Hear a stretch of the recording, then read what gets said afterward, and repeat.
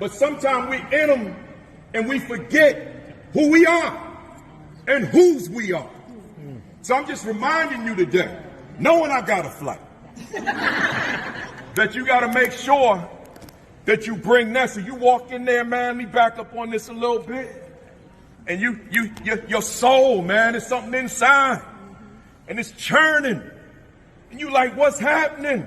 But then you know what's happening because your soul is screaming out and it's saying, I am the number one determinant of the success or failure of my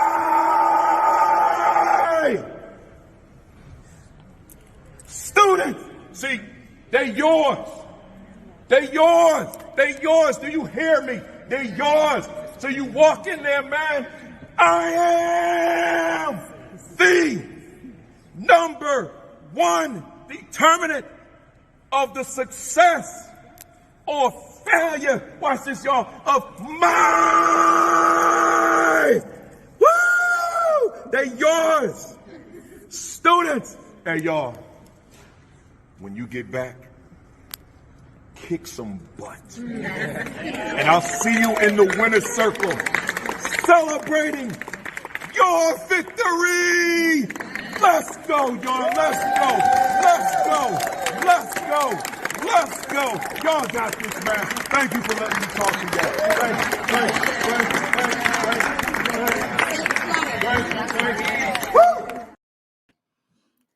And we are live.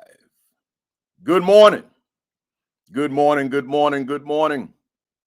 Welcome to week 228 of the AP and New Principals Academy.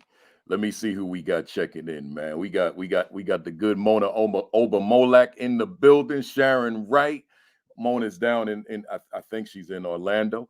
Where we got Sharon Wright in Blandon. She said enjoy Aruba, but not yet. That's tomorrow. Right. So what we got? Constance Sherrod, Pearl, Mississippi, John Few, Chester, South Carolina, Paul Ryan in Houston, Dr. Rachel Edeweckett in Maryland, Monica Kendall, new follower from the DMV, Michael Benton in Cincinnati, Mia Lange in Yules, Texas, Grace Castaneda in Kyle, Texas, Dr. Rella Hicks is in Augusta, GA, Takesha High is in Virginia, Rodney Richardson is in Hampton.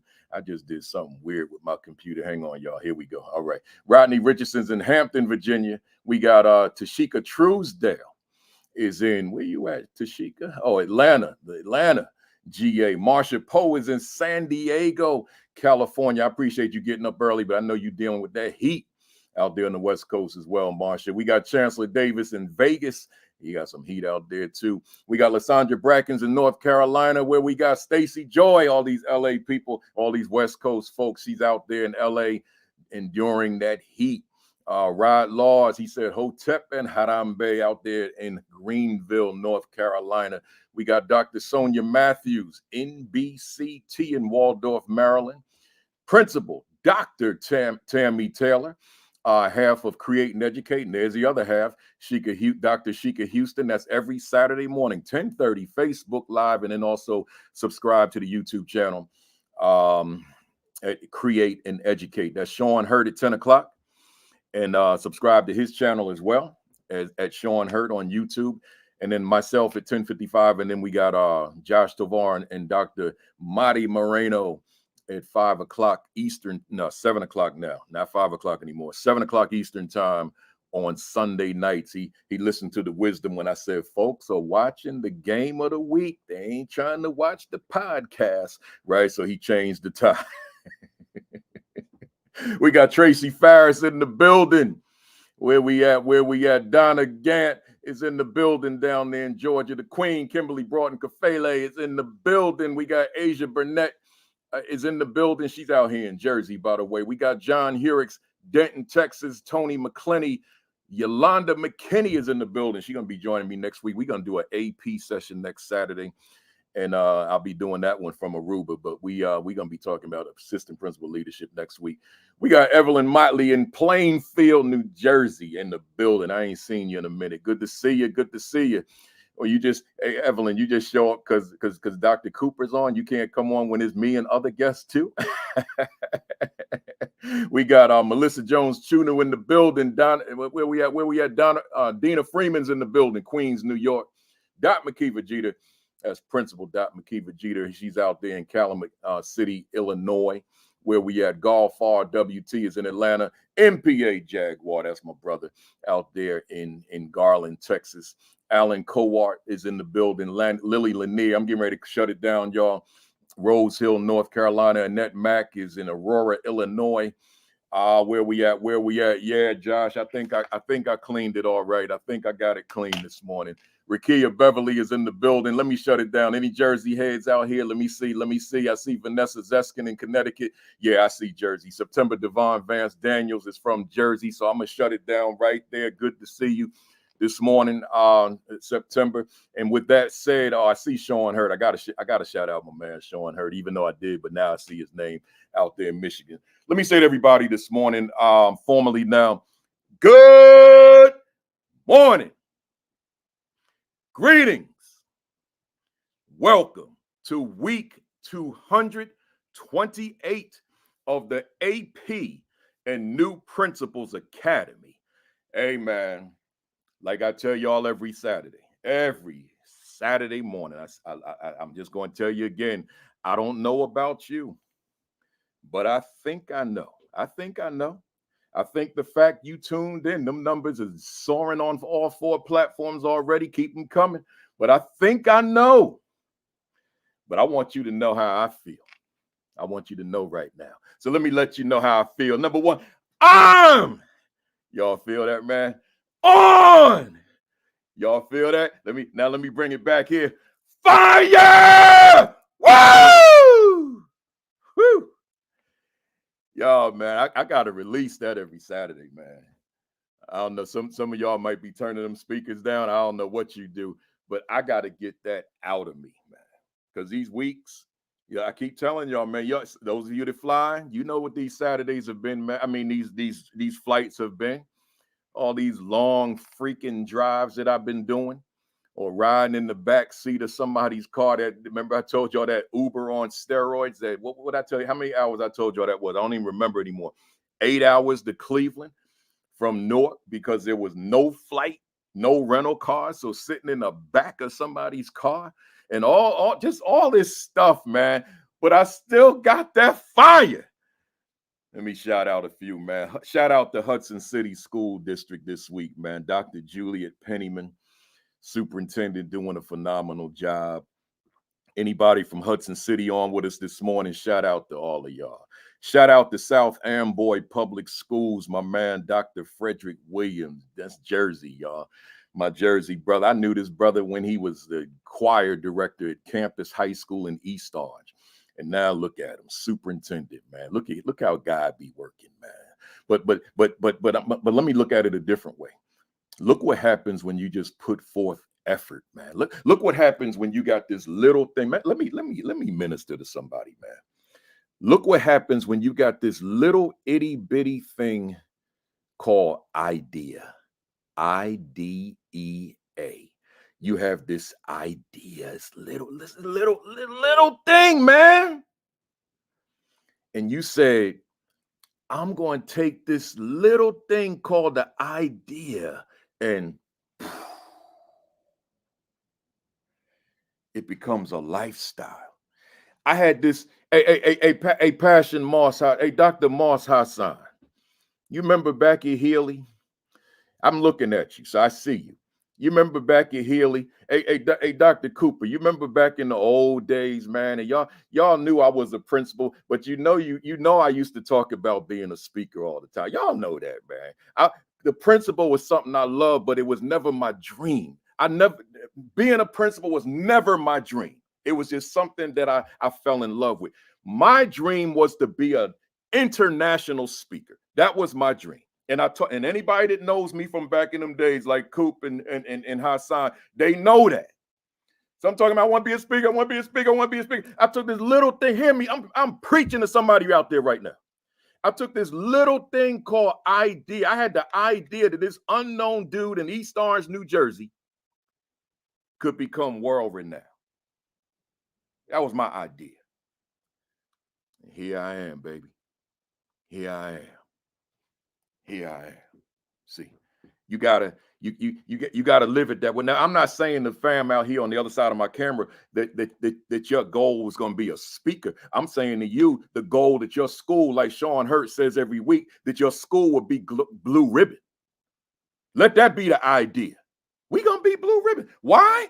Because I lead it. Like, here go the title right here. Is my school a better school because I lead it?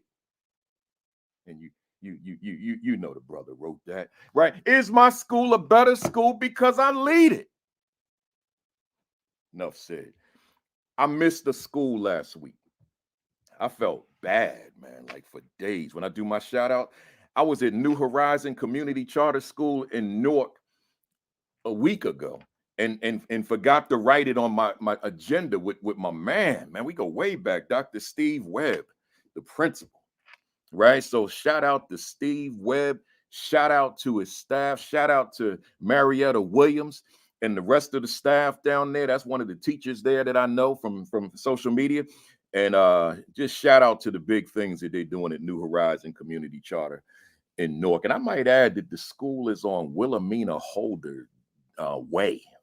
That's big time. If you're not from Newark, you don't know what that means. But those from Essex County, they understand that she was a jewel in the education space, and the street is actually named after her, Wilhelmina Holder. That was a woman that believed in me, man. She used to stay on my case. I want you to be the superintendent of Newark Public Schools. I'm like, Doc, I ain't qualified for that.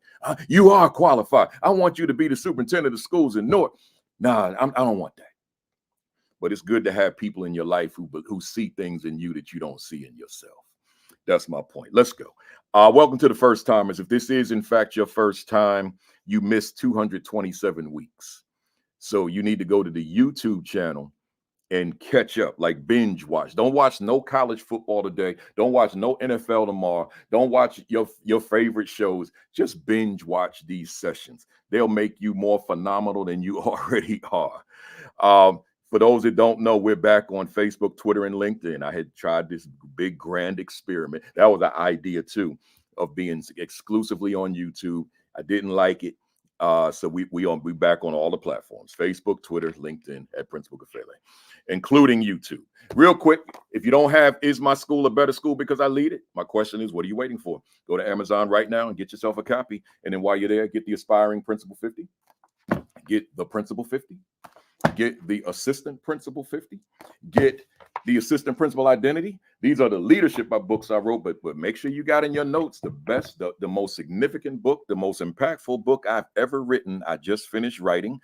As you all know, a few months ago, it comes out in December, but it'll be up for pre-order in October. What is my value to the what is my value instructionally to the teachers I supervise, man? Oh my God, that's the best book. That is the most important book that I've ever written, probably the most important book I will write. What is my value instructionally to the teachers I supervise? That'll be out in December.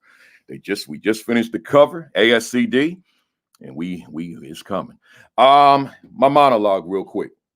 And I'm gonna do something different today for those of you who are regulars, which I would think is most of you. I'm gonna bring my guest up with my monologue, and then I'll introduce them after the monologue. But let me jump into it first by myself.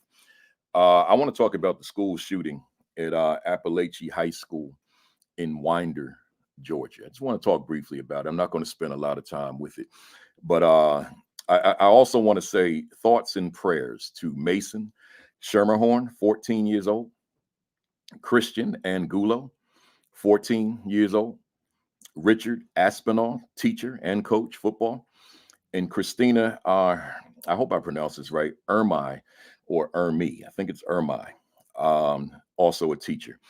Thoughts and prayers to the four of them, also the students who were injured, and just the entire school community who certainly was traumatized by the experience. And I've thought about that probably more than anything I've thought about since that occurred this week. It's just so much to process. You know, it's certainly not the first one, and unfortunately, it's probably not the last one. But since we're a leadership platform, I'm kind of thinking of it through that lens as a leader.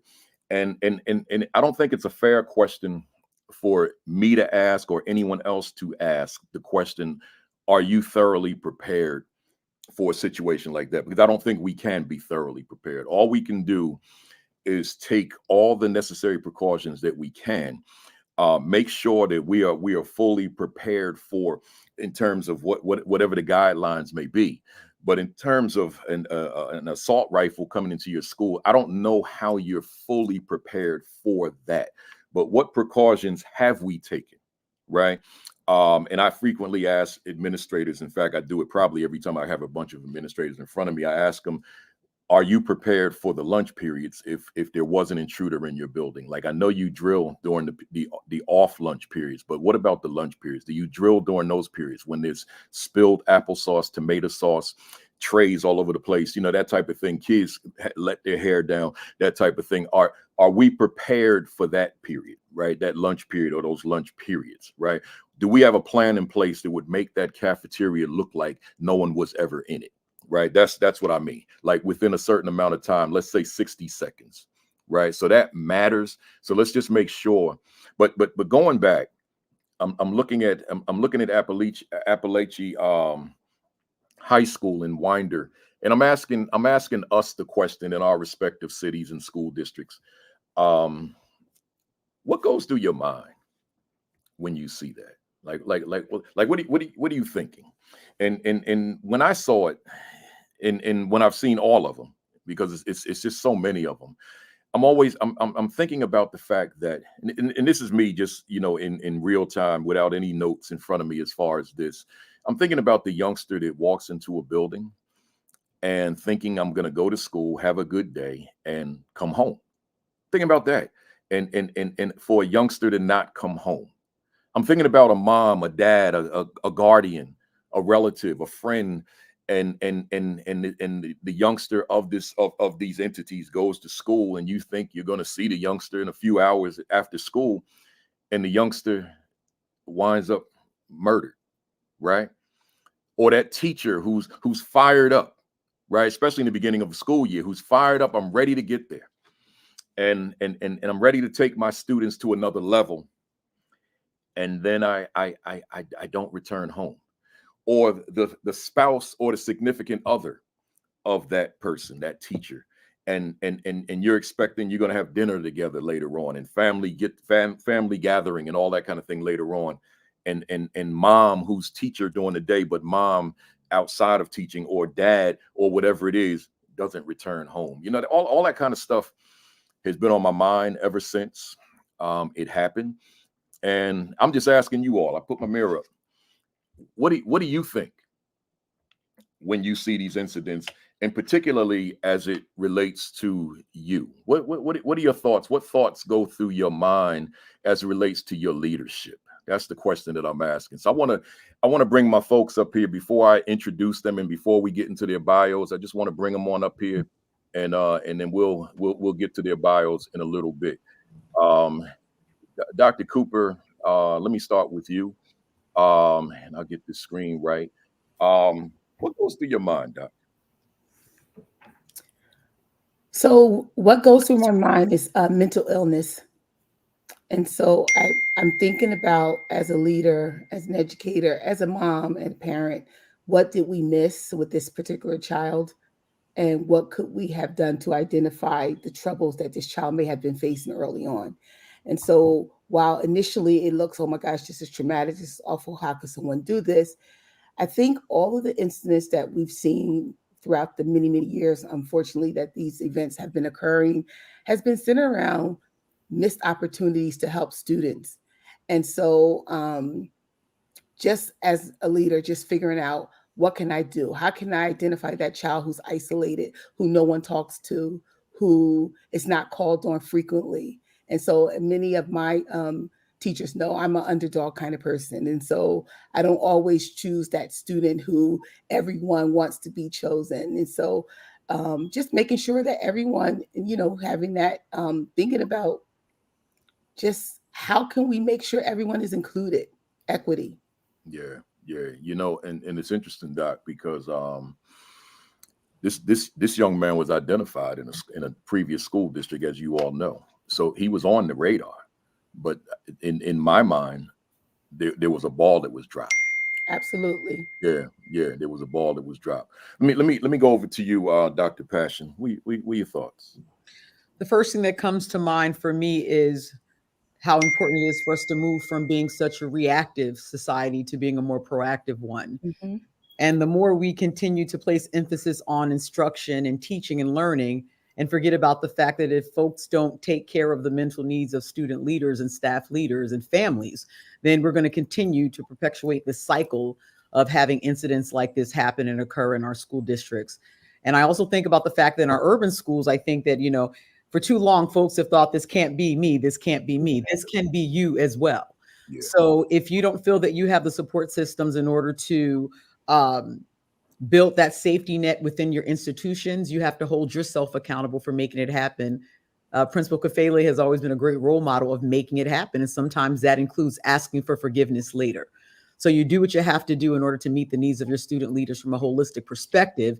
And with that being done, hopefully you'll be able to prevent these kinds of incidents from occurring. Great stuff. Let me go to you, Principal Irby Hill. So similar to what Dr. Cooper said, my leadership team, we are in the cafeteria all 3 lunch periods every single day. So we are noticing those students who are sitting alone, or when we take the kids outside, who is left behind. But also I'm thinking about the trust that I've instilled in the relationship that I have, not only with the students, but also with my staff. So we weave in that safety through everything we do, because I'm always thinking, and I tell the parents all the time, your kids are with me more awake time than they are at home. So I am entrusted with the safety academically, emotionally, and physically. So when we're doing drills, we're talking about, listen, this is part of the fact that I have to keep you safe. As I've learned from you, my name is out on that marquee. You think about it. So, but if we have those relationships with students, hopefully, prayerfully, if something were to occur, they know to listen to my voice. They know exactly where to go. They know that I'm going to care for them. So for me, I'm thinking about the trust and the relationships that I've built. You before I go to you, and I'm gonna call you Principal, because we're gonna speak it into existence, Tiffany. But before we go to Principal Overton, you said something that caught my attention, and I know I've said it before, but it still caught my attention when you said my name is on the marquee, right? And as I often say, our names are invisibly written on the facade of the building, right? Everybody knows who that principal of that building is. So therefore that's got to be protected, right? Yeah. We've got to measure up. So I love it. I love it. Principal Overton. Okay, so I would like to reiterate what Dr. Passion stated with regards to schools needing to be proactive instead of reactive with these types of instances. Because when we look at these terrible instances of school shootings, I always wonder why. Why do these troubled students go to the school? And it's because they go to the source of their pain. Why do they go to teachers, fellow classmates? Because that's the place where they felt the most disconnected. So as school leaders, we have to make sure, like Dr. Cooper stated, we have to make sure that these students feel a part of the school family, that those quiet students, those loners, they have to feel that they are part of the school family. Because all of us as school administrators, we have those teachers, those students that stand out. They're the leaders. We have the students that are troubled and they get all of the attention. But then we have those students in the middle that are typically not acknowledged, as much as the others. And that what you said, the source of their pain, that's on point.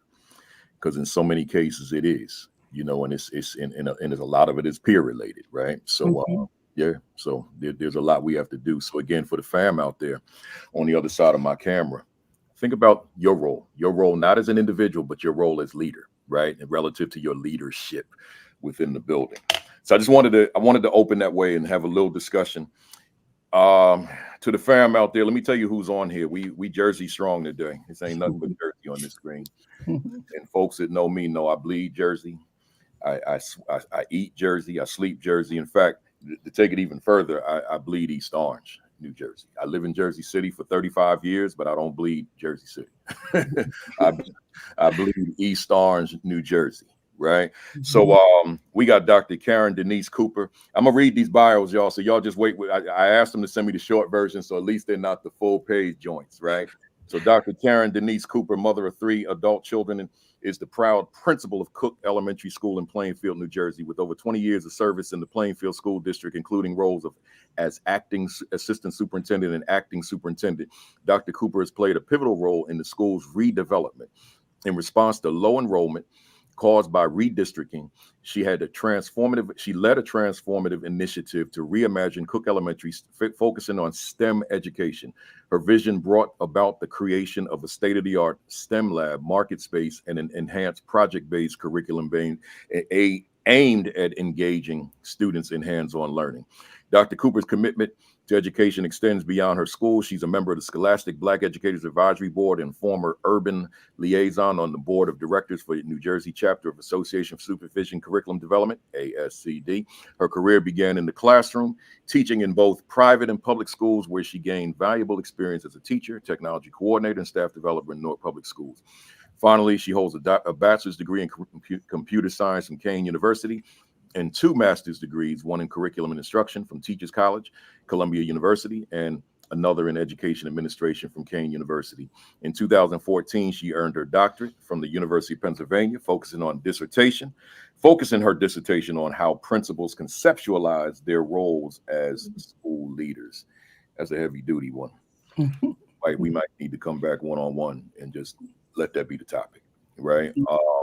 Dr. Passion Moss Hasan is the proud principal at Dionne Warwick Institute of Economics and Entrepreneurship during her short time as principal. And I think you meant short time there, because when I read that, I said, nah, she don't mean short time as principal. So short time there, she's proven to be a transformative leader of creating internal systems of accountability, developing new hybrid programs, and spearheading building renovations. Dr. Passion is humbled by the opportunity to work alongside the school's namesake, Miss Dionne Warwick, the legend. Prior to her transition, Dr. Passion transitioned to the school, served as principal of Cicely Tyson Community Elementary School of Performing and Fine Arts in East Orange, New Jersey for 11 years. During the inception of the groundbreaking project, she worked as one of the key stakeholders responsible for designing the state-of-the-art community center in honor of the distinguished Miss Cicely L. Tyson, another legend. Prior to the latter, Dr. Passion was the principal of Washington Academy Performing Arts School in East Orange, New Jersey. Her wide-ranging professional experience also includes serving as performer, teacher, literacy coordinator, assistant principal, motivational speaker within the greater metropolitan area. She also mentors aspiring educational leaders and is formally trained in the fields of music, drama, therapy, and executive leadership coaching. Additionally, she has created a plethora of school-based and community-based accomplishments, are vast and wide-ranging. She traveled to China to study the Chinese education system and share educational theory practice from the American educational perspective. Dr. Passion has also been featured on various platforms addressing educational leadership, diversity, equity, program development. In 2017, she received a formal invitation from the Honorable Bishop T.D. Jakes to serve as a speaker for the first Legends Award presented to Miss Cicely Tyson. Then in 2021, she was nominated for the GMA Inspiration List, Who's Making Black History in 2021. As a result of her leadership efforts as turnaround principal, Dr. Passion has led her school to receive a Lighthouse Model School designation from the Leader in Me, Castle approved SEL program in 2022. She's also the recipient of several awards and member of numerous organizations. Hey, fam out there, as you see, I got powerhouses on here. 2 more. Lynn Irby Hill started my, and she put this in the first person. So starting my 32nd year in education, raised in South Orange, New Jersey, where I've been principal of South Orange Middle School for the past 9 years. Bachelor's in English and Political Science from Douglas College, Rutgers University, a Master's of Science in Education Leadership from Fordham University, and currently working on my EDD in Educational Leadership and Policy, also at Fordham University. Began my career in Newark Public Schools as a 6th-8th grade ELA teacher, then moved to literacy department where I was a resource teacher coordinator and later a project manager where I supervised a $16 million U.S. government Striving Readers Grant where we studied the best practices in middle school literacy instruction. My work with administrators creating a lens to evaluate literacy instruction and elevated my position to special assistant. Here I developed and evaluated instructional strategies, protocols for a cohort of 13 schools working under the direction of an assistant superintendent. I was challenged at that point in my career, this is key here, y'all, to become principal of a pre-K through 8 school that had been on the state's focus list for 3 years, facing turnover status. After a year of data analysis and insisting on strong instructional strategy, along with building a culture, we came out of state status. I then landed my dream job, becoming principal of the iconic Arts High School, the nation's first visual and performing arts high school, for 4 years. A lot of superstars came out of that school too. Realizing the state of education for Black and brown children in my hometown, I came back to my roots at South Orange Middle, where I am starting my 10th year. I'm also president of ASCA, the Administrators Union. Powerful stuff. And I got one more. Tiffany Overton is a lifelong educator, author, and entrepreneur. Over the span of her 25-year career as an educator, she has held various titles, including teacher, adjunct professor, school administrator in both charter and public schools. Tiffany was also the founding partner of an educational service firm that catered to clients both domestically and internationally.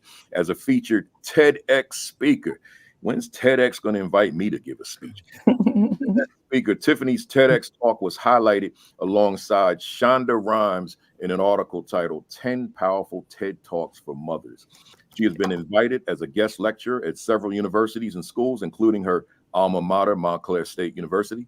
Her expertise has also taken her as far as Harare, Zimbabwe, where she conducted a staff development workshop for the Bridge Collegiate Academy.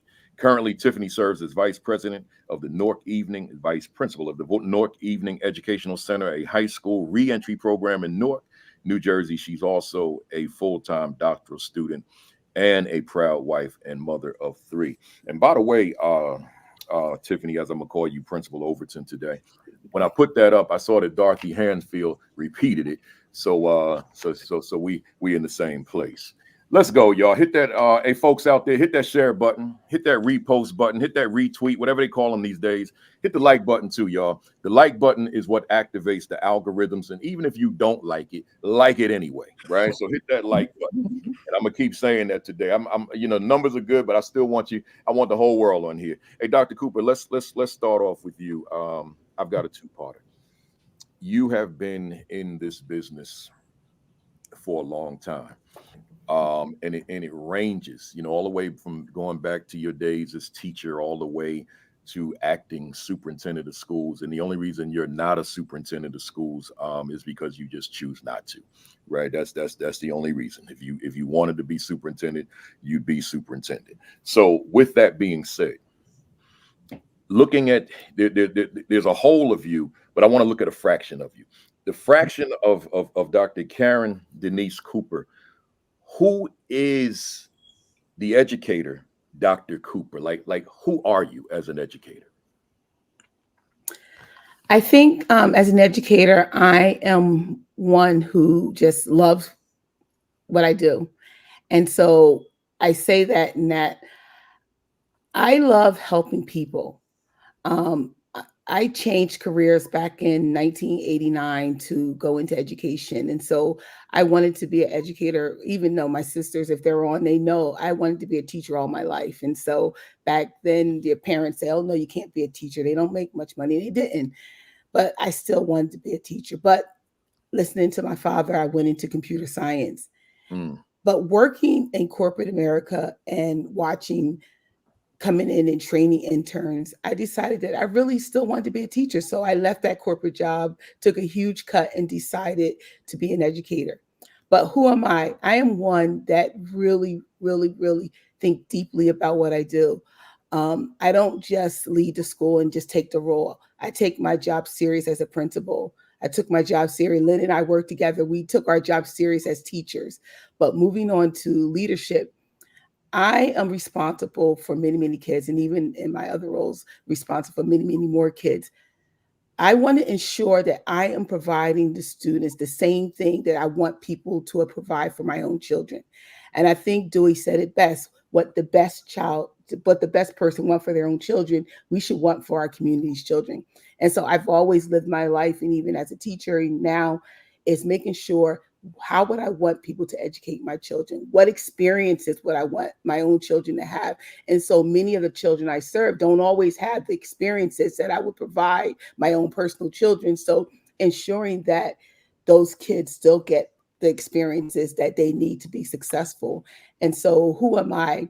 I am a person who cares deeply, not only for my children, for my teachers, for my parents, and for the community. And so if you ask people in my community, how do I impact education? How do I lead education? I leave with loving arms. I leave with best practices. I leave with research-based instruction. I lead with empathy. And so I always just want the best for, and not only that, I'm very competitive. So I'm a person who always want to be the best. So whatever I do, I'm always going to do it at the highest level so that I can ensure that I'm going to get the best outcomes. And so I've been pretty successful at ensuring that I provide my children, my students, my staff with the best. I love it. I love it. You know, I'm gonna stay with you. I got a part B. Your school underwent the district underwent redistricting, and the implications for your school was a loss of enrollment, right? Your enrollment began to drop. So in response, and I just want to quote from your bio, it says she led a transformative initiative to reimagine Cook Elementary, focusing on STEM education. Her vision brought about the creation of a state-of-the-art STEM lab, a makerspace. I think I'm saying that right. Mm-hmm. And an enhanced project-based curriculum aimed at engaging students in hands-on learning. I want you to walk us through that. How did you come to the conclusion that this program, which I remember the day it hit the newspapers, and I felt proud about that.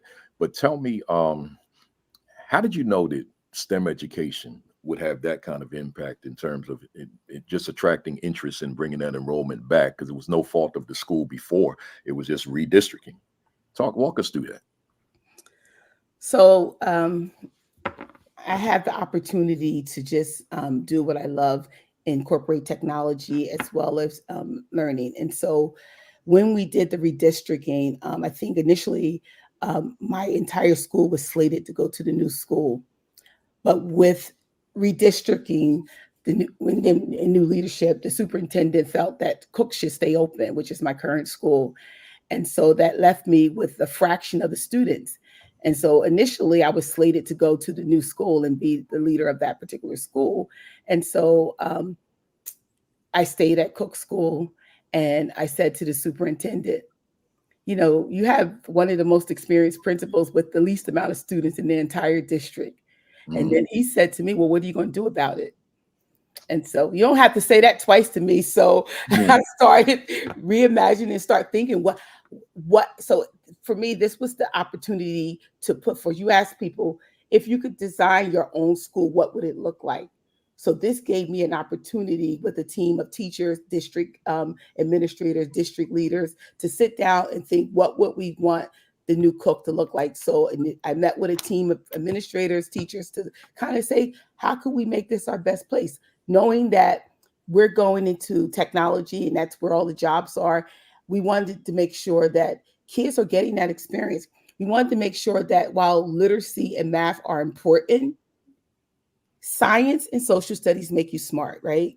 It gives you that background information. So we don't want to eliminate the fact, we don't want to give students just a little bit of science. We want to make sure science is embedded throughout everything that we do. We want to ensure that kids are getting real experiences. So we went through a whole, teachers last week did training on project-based learning, because we know that when kids experience things hands-on, they're going to do better, right? And so we wanted to make sure, in addition to that, that our work is grounded on standards.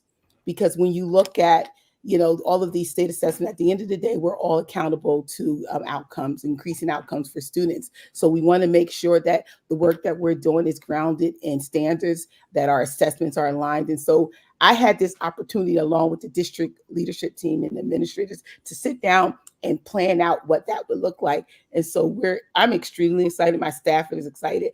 And one of the things that, I don't know, that we're having a state-of-the-art greenhouse built. So it's 60 by 30 feet.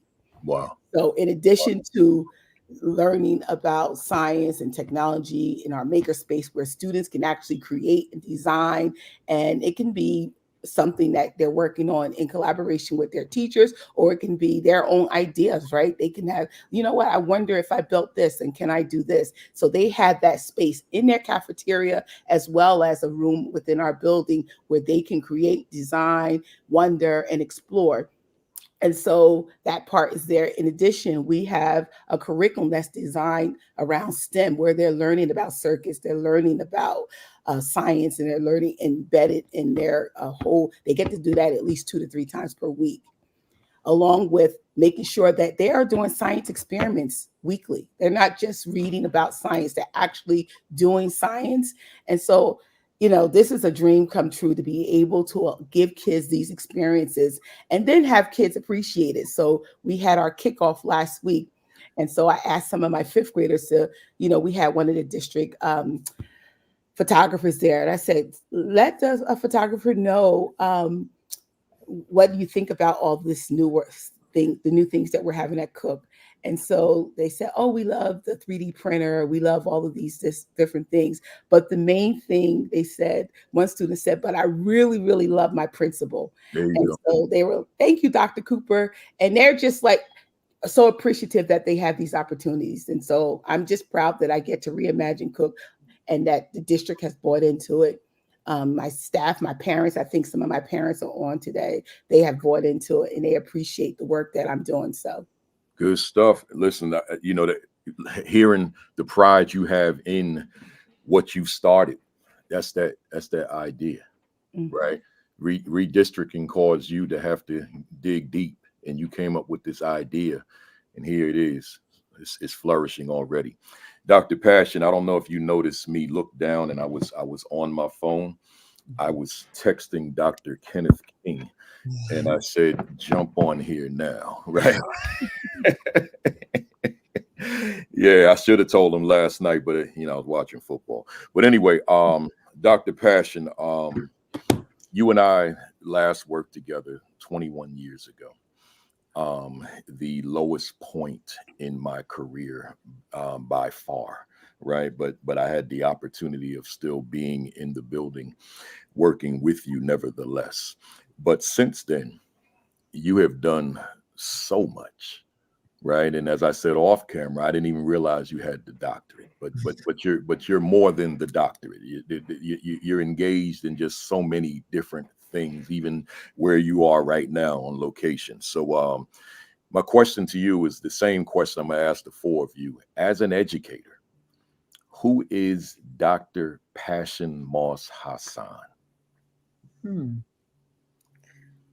It's interesting. I'm one of those people who, when questions like that are asked, I'm like, I kind of prefer someone else answer it for me, right? But I'm getting better with that. The easiest way for me to define who I am is, I guess, to say I am my name, right? I think that it's important that there's a connection between your chosen name and who you are. And for anyone who knows me professionally and personally, I'm sure they would say the same thing. Sometimes it gets me in a little trouble, like it's gotten Principal Kafele in a little bit of trouble.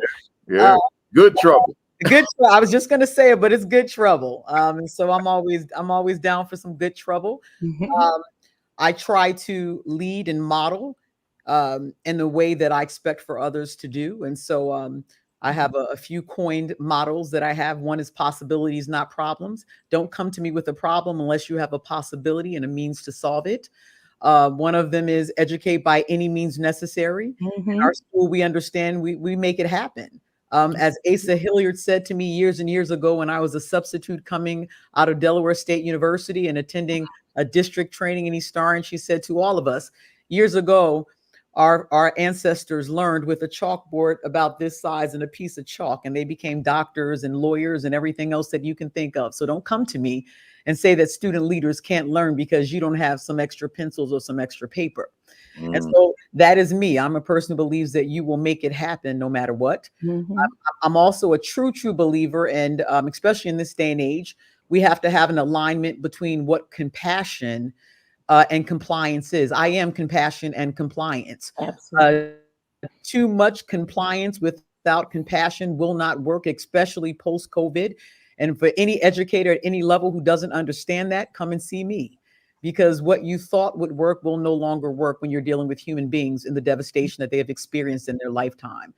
I also believe that you cannot exist with having too much compassion and no compliance. You have to have systems in place, and you have to be organized in order to get to where we need to get student leaders and staff leaders. There has to be a destination. There is no destination without strategic planning. And so long gone the days where we do what's comfortable for us. We have to learn to be uncomfortable in order to get comfortable. And that's for superintendents, assistant superintendents, principals, I don't care, teacher leaders, whatever you are, you have to be uncomfortable in order to get comfortable. And you have to understand that you're not going to do it alone. If we leave out those other important stakeholders like our security guards, our custodians, our parents, all those other folks, you will not be able to properly educate children the way that we need to in the society that we currently live in. Strong stuff there. Strong stuff. You know, I'm gonna stay with you. You mentor aspiring administrators. Talk to us about that, and particularly what is the level of self-fulfillment that you get out of that? Because see, I'm thinking about when I devised that question, I was thinking about this platform. I wasn't even thinking about what I do out in the world, just this platform, and knowing the volume of people that rely on this. I've missed so many important events on Saturdays because I'm committed to this. I haven't missed a week. 228 consecutive Saturdays, bar none, right? Including vacations, everything. And there's a certain level of self-fulfillment that I get knowing that there are people who tune in to get information from either myself or my guest. Talk to us about your mentorship and the level of self-fulfillment you receive from the work that you do in that regard. Okay. So before I say that, I have to say this. As an individual, and I just shared this story last night at my Delta Sigma Theta retreat, Principal Kafele actually was a part of a panel, and I don't know if he remembers this. This is a long time ago. It was a panel interview. I went to this interview knowing I was not going to get this job. I knew that my former principal kind of knew what she wanted, who she wanted. She had a group of friends that she kind of relied on, but I said, I need to start kind of experiencing this process. So I opted not to go on vacation with my husband and my cousins. I stayed back. I walk into this interview, Principal Kafele's there and about 5 or 6 other people. I'm like, what's going on here? Long and short of it, I do the interview. After the interview, Dr. King and a number of other folks who I consider to be like surrogate parents, they were just telling me how great I was. Fast forward a few days later, my husband walks into my bedroom. He's like, Mr. Kafele is on the phone for you. I'm like, Mr. Kafele is on the phone.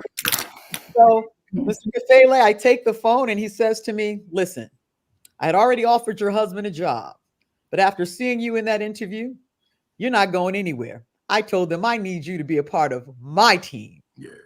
Fast forward, of course, I accepted it because he was definitely this person who I had already been in awe of and wanted to work for.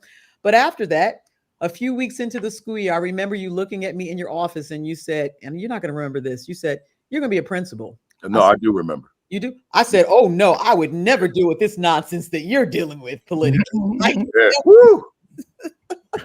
And so I want to first say that because you were probably one of the first people to tell me that.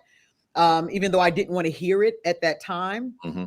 And so when you ask what fulfills me, I'm sure similar to you, I am fulfilled when I know that I am pouring back into individuals and helping them to understand what they're ultimately put on this earth to be. And as you said earlier, it doesn't mean that you're put on this earth to be a principal or to be an assistant principal or a superintendent. What that means is whatever it is that your goal is, that's what your goal is. Like you said, it starts with that small idea, but you can make it happen.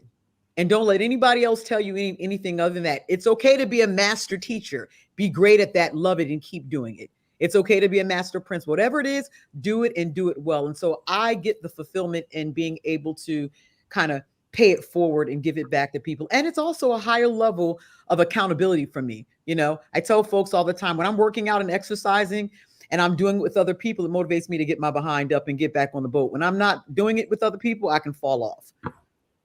So it really helps keep me going. And let me say this to you. I'm not going to get into it because this ain't about me today, but I'm going to say this much. That year, the my turmoil of 2003 and 4. That's not a secret. The folks who are regulars on here, they know it in detail because I talk about it on here. And this year we're in right now, this season we're in right now, September 2024. This is the 20th anniversary. Wow. So I'm going to be doing a lot of talking about it. The plan was to have a documentary done by now. And I just, my schedule's so hectic, I just never got to it. But I still want to document it because I don't keep it a secret. I want people to know I was suspended. I had a termination hearing, right? Because I stood my ground. As the young people would say, I stood on business. I stood on business. So I can look in the mirror and feel good 20 years later that you didn't punk out, Kafele. You stood on business. Well, enough said. This ain't about me today. I felt myself getting ready to preach this. let me move on. Hey, Lynn, Principal Irby Hill, according to your bio, I want to read this first. Realizing the state of education for Black and brown children in my hometown, I came back to my roots at South Orange Middle School, where I am starting my 10th year. And just reading that alone, if I didn't know you, and this is all I had, just that one line, I said, okay, I know her. I know who she is, right? Because that tells the story. So my question then, based on what I just read, same question: who is Principal, soon to be Dr. Lynn Irby Hill?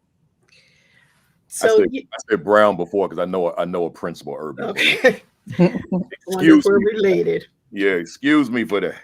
You know, my father once said when I started to go into teaching, I thought I was never going to go into teaching. I was going to be a dancer on Broadway. Had a car accident, my knee messed up. He said, "Why are you going to Newark?" And I said, "Because the kids there need me." And he said, "You know, the kids right here need you." And I said, "Oh, not as much. They have everything they need. They've got the resources. They've got the buildings. They've got this." Fast forward, when I started realizing what was going on, like I said, our Black and brown children in my district were not succeeding. And I wondered why. And I said, you know what? It is time for me to go home.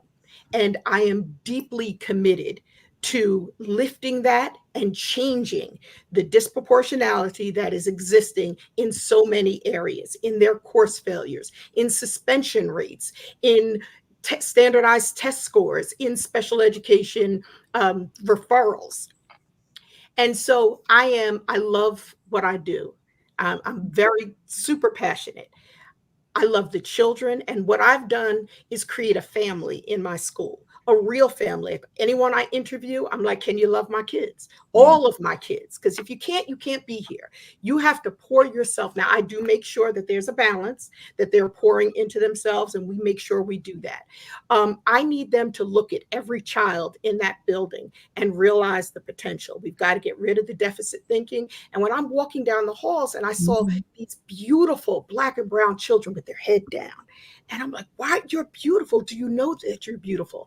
And sometimes they were telling me when I first got there, no, my teacher doesn't think so.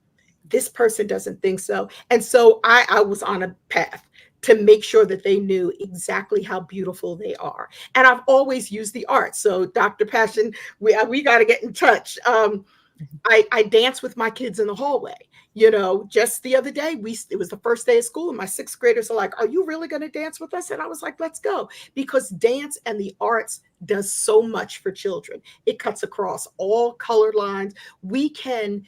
I can play a piece of music, get the kids dancing, and begin teaching history through that. And I've been able to bring everyone together with that. You know, Black and brown children were about 20% of our school population. And so it was hard in the beginning to make sure that they knew that they mattered. And so I went into, I used something that Principal Kafele taught, as he's been using, that mirror. And I've held it up all the time. And I was like, well, what can I do better? What can I do better? So I had to get back into those classrooms, and I had to look around the physical space of the classroom and say, do I feel comfortable? Do I feel warm? Do I feel welcomed in this space? So my work was with teachers. My work was with families. We had to have these real difficult conversations to begin to figure out, why is this happening in a district where it shouldn't be happening? So it was pulling everyone together. I don't give up on my children. Dr. Cooper can tell you that there are children that we taught at South 17th Street School who I am still close with. You know, and that connection never ends. I told the kids, you're my children and you're my children for life. I had some of the greatest mentors in Newark Public Schools. And one of them just logged on, my godmother, Anzella Nelms, and she would say, you got to show up for kids. You got to show up each and every day, you know, because for some of them, that may be the only example that they have of certain things. So when I got into the school, I'm like, okay, there were staff openings. Intentionally, I was looking for people who would look like my kids, so they could see we needed some Black men in that school. And so I opened the doors. You know, that was very important, that kids began to see themselves. We celebrate them. Last year and this year, I hope that everyone can come. I do a Black History Month program at SOPAC. They gave us the space, and it's called My Black is Beautiful. And when I say we celebrate, I've got my young men, I call them my young kings, and they love what they do. They came back just the other day. Can I come back to middle school? I wish my school, you know, Dr. Cooper, you talked about reimagining. You know, if I had it my way, if my husband hits the 700 million, I'm opening up that 6 through 12 school. And it's going to be a boarding school. I want to keep them. I want to keep them. So the trust is important. As I mentioned before, relationships are important. I want my parents to know, listen, I got your kids. I got them. And I tell my staff, I got you too. I will stand in the line of fire for my teachers, as long as I know that you're doing right by kids. And that means being intentional. That means being purposeful. That means building up each and every child. So that's who I am. And I want to leave a legacy. I want to know that when it's my time to retire, the things that I've poured into the brick and mortar of that building are going to exist. So I too build up leaders. I'm like, I have teachers, because I have when they say an open door policy, when we were in Newark and I was in the literacy department, we didn't have separate desks. We sat at a round table, and that's still what I do. So my teachers, come on in, let's sit at the round table. Matt Brewster said, I remember I was there. Yes, he was. We taught right next door. We were all on the same floor. So let's all have these ideas and let's make it happen. You know, I don't believe in the word can't. Just come with an idea. Let's see how we're going to make it happen. So I have teachers who say, hey, I want to be a leader. Let's go. Are you sure you want to be a leader? Which means you're going to be outside with me in the front of the building or the back of the building greeting kids, which means we're going to be in the parking lot directing traffic. And they're like, why do I have to do that? Because my kids got to be safe. They got to get in that building safe. And if it means I have to be in the parking lot directing traffic, then that's what I have to do. And I've got 5 teachers who have stepped up, and they're now in administrative roles. So I'm excited about that. Love it. I got to follow up with you. And I want to just read a segment of your bio for the people that were not here when I read the bios. You said you launched your principalship as leader of a pre-K through 8 school that had been on the state's focus list for 3 years, facing turnover status. After a year of data analysis and insisting on strong instructional strategies, along with building a culture, we came out of state status. Because of the nature of this platform, Principal Irby Hill, and knowing that we have aspiring leaders on the call, we got assistant principals on the call, we got new principals who are trying to figure it out on the call, and quite frankly, we always have veterans on here. Give us a sense of how you stepped into that school. You know, you came from North, came on back home, how you stepped into this school as the new principal there and made things happen as quickly as you did. Well, I have to first say I was like other people, like I don't ever want to be a principal. I don't want to put out fires all day long. I'd rather be with kids and do the work. And I was launched into that. I had never been an assistant principal, vice principal. And it was like, where are we? Now, let's do the work. We just have to get to work. And my instructional background in the literacy department prepared me for that. It was like, okay, we got to sit down and look at the data because the numbers won't lie. We're in a bad state right now. So what does that mean for you? I had to bring a team together. I had some other people join me in that school. And it was all about, let's look at what we're doing. What practices are we not doing to make sure that children are succeeded? You know, is it theft of time? And this, we had to come together and build a culture where we were all like, what do we want to do here? Do we realize what the next step is if this school gets taken over? And it was that reality, like, look, 50% of the staff is going to be leaving us, because that's what was happening during that era of state takeovers. And because I was right there, I was like, okay, I'll be here. But so many, is that what we want for the children? Don't they deserve better?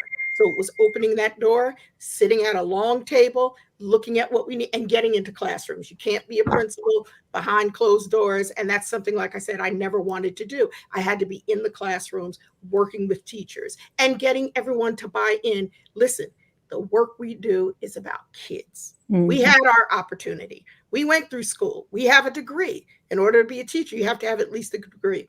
They deserve that opportunity because they don't get do-overs. So Right. what are we going to do? They don't get that do-over. We have to be committed. And it was about letting the staff know, listen, I believe in you. You are fantastic. You might have never been told that. But let's figure out what you're great at, then share it with the person next to you. Because you could have teachers side by side, not even knowing, you know, the greatness in each one. Just share. It's all right there. The teachers have it. Did you when you went in and you know, you coming in to an unknown environment in turn, you know, I mean, you know, South Orange, but you're coming into an environment that you hadn't been working in. Did you have a clear vision of what the school could evolve into under your leadership? When I came back to South Orange, yes, Yeah. absolutely. Absolutely. Because I knew the experience that I had growing up there. I still had friends in the district, and I was like, wait a second, that's not the school district that I remember. I loved my school, you know, growing up. I had great experiences there. And when I'm talking to people like, why don't you like the place? What is really going on? And I was like, come on, let's do this. And I came in with an open mind. It's not a hammer that, you know, again, it was starting with spreading love. I'm here to make this place, you know, the best it could be. Not that I'm the best. I'm going to learn and grow alongside of you. I promise you, I'm going to hold that mirror up. I'm going to say, what can I do to make you a better teacher, a better whatever? And it's also, that's right, I do it all the time. The teachers are like this. I'm like, okay, now I need to go get the physical mirror because I'm like, what are we doing? Yeah. But it's also letting know every single person in that building is important to the success of kids. And I tell them all the time, listen, my head custodian was phenomenal.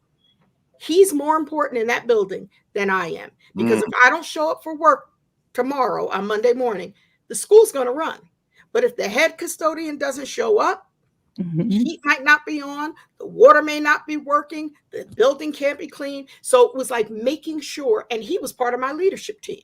And he came to the table on Monday mornings. You know, my cafeteria staff, they have to feed my babies. I got to make sure that they're okay. We had a flood in the building. And people were walking around, and other people from the district were like, why are you in the cafeteria on one of those ride-on machines getting water up? I said, because there's no job that's too small for me. You know, we're going to get in there at 11:30. Kids got to eat. If water's on the floor, kids can't eat. Let's get it going. So I'll pick up a mop, whatever it takes. I'll go in and teach a class. If somebody's absent, it's okay. I got this. And then bring in the kids. Come on, you help me. Yeah. Yeah. You know, that word vision, I'm coming to you, Tiffany, Principal Overton, in a second, but that word vision, and then you referenced the mirror. to the young heads out there on the other side of the camera, the aspiring leaders, the assistant principals, the new principals who are still trying to figure this thing out. You gotta see this thing where you want to go. Like, you got to be able to see this thing, right? You got to be able to conceptualize what does this look like? What does it feel like, right? To be there. So you got to see it. I got this other prop. Then you gotta lock in. See, whatever that vision is. Now you gotta lock the vision, and it can't be like on a good day. Okay, yeah, I think we could do it. But then you got a challenging day. I don't know. Now you gotta lock it in, man, so that now as you move forward, you never lose sight of this thing that you envision, that this is what we can be as this team. Principal Overton, we met, I believe, at Truth when you were a substitute teacher. Yes. Yeah, that means we met 25 years ago. Yes. And here you are doing big things. You've done a lot in a very short period of time, because I consider 25 years as long as it sounds, it's short. And you've done a lot. As an educator, who is Tiffany Overton? Wow. I did not think that you remembered me as a per diem substitute back then. Oh, yeah. Absolutely. Absolutely. And, I've watched your previous Academy videos, and I've watched you ask the other panelists this question. And, like Dr. Passion said, this type of question, it's for the others to answer, those that have actually accomplished things, not someone such as myself, because, how do you encompass 25 years of dreams, visions, successes, failures, goals, into a concise statement? So who is Tiffany as the educator? I would like to say at this point, my role is one of inspiration, to inspire others. And I have done that in my role as an educator, as an entrepreneur, as an author, as a public speaker, motivator, leader, and also as a guide. And, I will think to, my current role. So I work in a high school reentry program. So I work with students from 16 and up. In fact, my oldest student last year was 77 years old, and she received her high school diploma.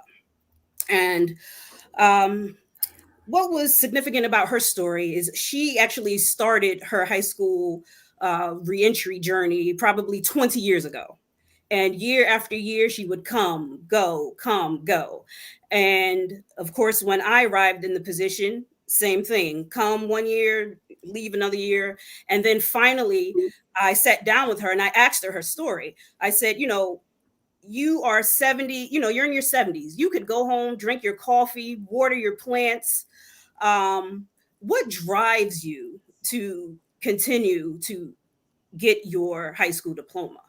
And she told me the story of when she was a child. She said she was about 5 years old, but a teacher told her that she was unteachable and incapable of learning. And I know some of us, we don't remember what someone told us yesterday. And this was a statement that sat with her for 7 decades, that she was unteachable and incapable of learning. And she said that she dropped out of school. She had children, she worked in factories. She had substance abuse issues, and all of these things went on in her life. And she never let go of that statement that she was unteachable. And so she said to me that when I arrived in the position, she said that I changed, the program, because she said she felt inspired. And she was like, you're young enough to be my granddaughter, my daughter, but you inspired me. And, you made me feel like I was a part of something. You made me feel included in this program, and that I was not just here to complete my credits and get my diploma. You made me feel like, I belonged here. And that is what encouraged me to keep going. And that moment, I guess it just reiterated for me my purpose in education and why I am here in this role. So, again, Tiffany is the leader, the servant, inspire, motivation, and, here to leave my students in a better position than when I found them. Love it. Great stuff. Now, you went international, and you went all the way to Zimbabwe to conduct professional development. I'm very curious about that. Talk to us about, in Harare, talk to us about what you did and what it was all about. Okay, so that opportunity came about because my sister actually teaches overseas. And she referred me to this particular program. And they were looking for strategies for their teachers to just update their teaching practices. And, they were looking for someone, that could come in and teach them how to inspire and motivate their students, and also give them, updated instructional strategies that they could use in the classroom. So that's how that opportunity came about. What'd you get out of that, though? Oh my goodness.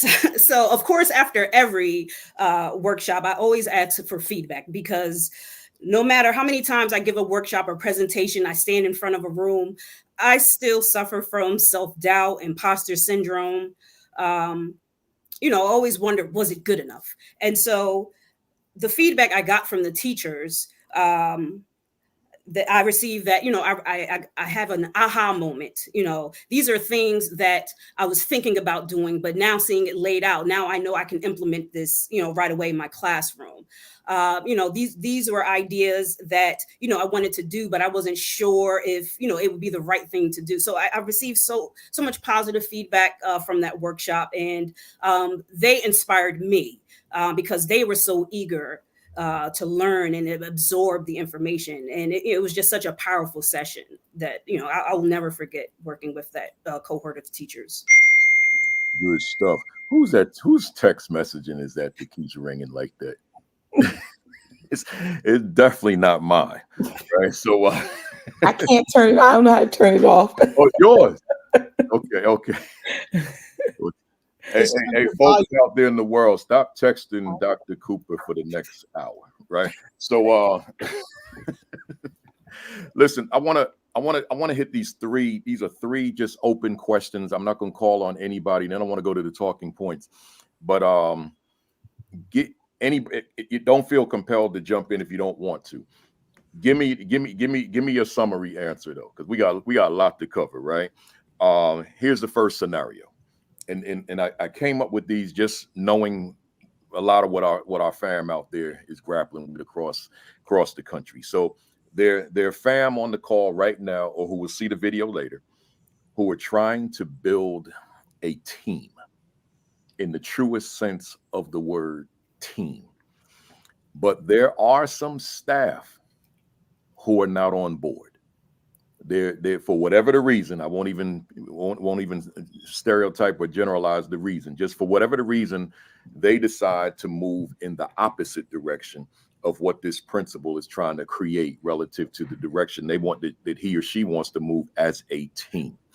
But by moving against the grain, it runs the potential of sabotaging the entire effort. So what I'm asking of you, anybody jump in here, what might be your words of guidance for that principal that is probably watching right now, or will see this later on? What would be your words of guidance to this person in terms of getting those folks who are not on board, so that we can move in the direction we need to for children? Anybody? I'll jump in, but before I jump in, I want to pay homage because Lynn mentioned, and it kind of resonated, some thoughts in Newark, and I saw Matt Brewster on as well. We had some amazing leaders that modeled for us: Joyce Cornegay, Claude Bay, Hattie Black. They were amazing leaders who showed us that you have to provide students with things and make sure that you include everyone. So I just wanted to pay homage to them. So yeah. I experienced exactly what you're talking about early in my career. And I think back in 2004, when I first became a principal. And so it's really difficult, that's almost 25 years ago. So I was really, over 20 years ago, I was really young then, or looked younger than I actually was. And so it's hard to get people to buy in. They want to test and see if what you're made of, and they're not sure if they want to follow you yet, right? And so you have all these grand ideas from, graduate school or your previous experiences. But the key is modeling, right? And so when you show people that you care about kids and that you're willing to roll up your sleeves and get in the classroom. So like Lynn spoke, I'm in the classroom. If a teacher is out on maternity, well, I'm going to teach the class. I'm going to get other people to help me teach the class. And so it's that spirit of inclusivity and including other people and letting them know that, you need them to be a part of the team. You're not going to get everyone, but when you model for people and show them that you care, right? Everything is not black and white. Some people are very strict. I'm never that black and white principal where it has to be this way. As my soror said, Passion, she said, you have to do compliance, but then you have those other things that you have to do what works as well. So making sure that people understand that you're going to let them be who they are as long as it works for kids, right? And I think no one could ever argue when you're doing what's right for kids, and people see it. They see it in your leadership. They see it in the work you do. They see it in the long hours you put in. They see it in ensuring that you're providing them with the resources, right? My teachers and everyone who's on this chat, they can tell you that they never need to buy things for their classroom. They buy if they want to buy for their classroom, but I'm always going to ensure that they have the resources to implement the curriculum the way we should be implementing the curriculum. So I think getting buy-in, modeling for teachers, and let them know that you're about kids and you need their help. If I can jump in, You got it. You got it. The first thing I want to say is always remember that your leadership is stronger than the cancer. There's always going to be a cancer. I don't care where you go. You're going to experience that, right? Say that again. Your leadership is stronger than the cancer. Mm-hmm. And the reality is that you can kill the cancer, contrary to popular belief. When I first met my husband, I remember him saying this to me, you're either on the boat or you're on the boat, right? And so I've kind of carried that into my career. And it's funny because my staff leaders, even from back in Washington, will say it. That basically means you're either going to do this job or you're going to do this job, right? And if you choose not to take one of those options, then what I will then do is work with you and help you to find what works for you, which may mean not being with us. That's right. Because that is also part of what we do, right? We counsel people appropriately and ethically so we can help them to find where they need to belong. If you are fearful of doing that as a leader, you're not doing yourself your just due, because that is going to happen. You have to do those tough things. And as Sister Cooper said, you are also modeling. When you model, let me tell you, the majority of your staff leaders will follow. What Principal Kafele experienced years ago, many of us, we've gone through our own experiences. I've had two. Folks, I was moved during the pandemic. There were over 18 of us moved, something that was a talk of New Jersey, right? How did this happen? I had two decisions to make. I was going to transition into this new building with a whole lot of attitude. I was going to tap out on all the things that I was taught from my family and all of my mentors and how I carry myself and how I lead. Or I was going to go into this building knowing that it's no one's fault that I was transferred into this school during this time. So what I'm going to do is I'm going to go in this building and do what I do. And that's to be transformative, and that's to make things happen. And so as long as you have that at the forefront of your minds, when you're in leadership, you will be fine. Look at Principal Kafele. You will figure it out and you will make it happen. It won't always feel that way in the moment. Right. But when you start to see that people who folks thought would never follow, right? Follow your ability to lead and jump on board, right? Trust me, it will all happen. And you will see as you build that leadership team, it's going to expand more and more. And as Sister Irby said, you're inclusive of everyone. You got your head custodian, your leadership team. You got your head security, all these people becoming a part of making it happen. And trust me, all the rest of that, folks won't even remember. That'll be an old conversation. They'll be talking about, oh my God, did you see what he or she just did? They were put in this situation and they still turned lemons into lemonade. Absolutely. I But think it's also important. I'm sorry. go ahead, Lynn. I think it's also important, and something I've done is to be humble and to be honest. Listen, I can't do this work without you. Okay, Mhm. I'm very confident in who I am as a purpose. As a person, I know my purpose. I know my why, and so that I let that emanate from me. But I'm like, listen, I need you. Okay, I don't have all the answers, but I know you have a part. And like you said, you start small, building that leadership team, and then they'll be the ones, the voice to trickle out. And Mhm. something my assistant superintendent, he's asked us to do this year is, and I don't know who originally said it, but be curious and not judgmental. So I'll go to that person. I'm interested to know, what is stopping you from getting on board with this? What is it? What do you think? And that opens up dialogue. And sometimes they may have had a bad experience, or they may have this. And then, but I'm always going to come with that data. I'm going to say, this is why we need to do it. This is not some fly by night idea that Irby Hill said, let's just do this. There's a reason behind it. There's a purpose behind it. So talk to me about that. It'll happen. I have, and like you said, sometimes you're going to do this work. Or one of my mentors, Rochelle Hutchinson, used to tell me, I'm going to convince you when it's time to leave the party. So I'll help you, because this is what, again, but bring it all back to kids. We're here for them. And if you're not sure that you want to be, maybe this isn't the environment for you. Everybody might not thrive with somebody who comes in like me that is so I'm in the hallways. I'm going to have that energy. You hear me on the microphone, I sound like Principal Kafele. Good morning. And they're like, oh my God, that's my e-blast to parents. Some people may not want to get on board with that. And that's okay, but I'm going to help them find their niche. I'm going to let them know that they too matter. They can be a part of this, and let's watch it grow. Yeah. So I wanted to jump in and add the other side of it. So as a new administrator, and I also mentored new principals and new vice principals throughout New Jersey. And so one of the things that I share with them is that we want you to keep your job as well, right? Mm-hmm. And so one of those things is making sure you not try to act like your word is the only word, right? And that your way is the only way. And that when you do have those naysayers, that you're trying to convince them, but you're not being too aggressive with them, right? Because there's a strong union out there that will get you out, right? Mm-hmm. And that's a reality. And so you can't go in trying to change and start writing up, getting people out. You have to figure out, how do I get these people on board? And as I mentioned, through your modeling and not being judgmental, that keeps coming up. I keep seeing people posting, but really figuring out what works. And sometimes it's not necessarily getting them off the bus, but just getting them in the right seat on the bus, right? So you have people who are in various spaces, but that space is not really the right space for them. So figuring how you can work with who you have and providing the best opportunities for kids.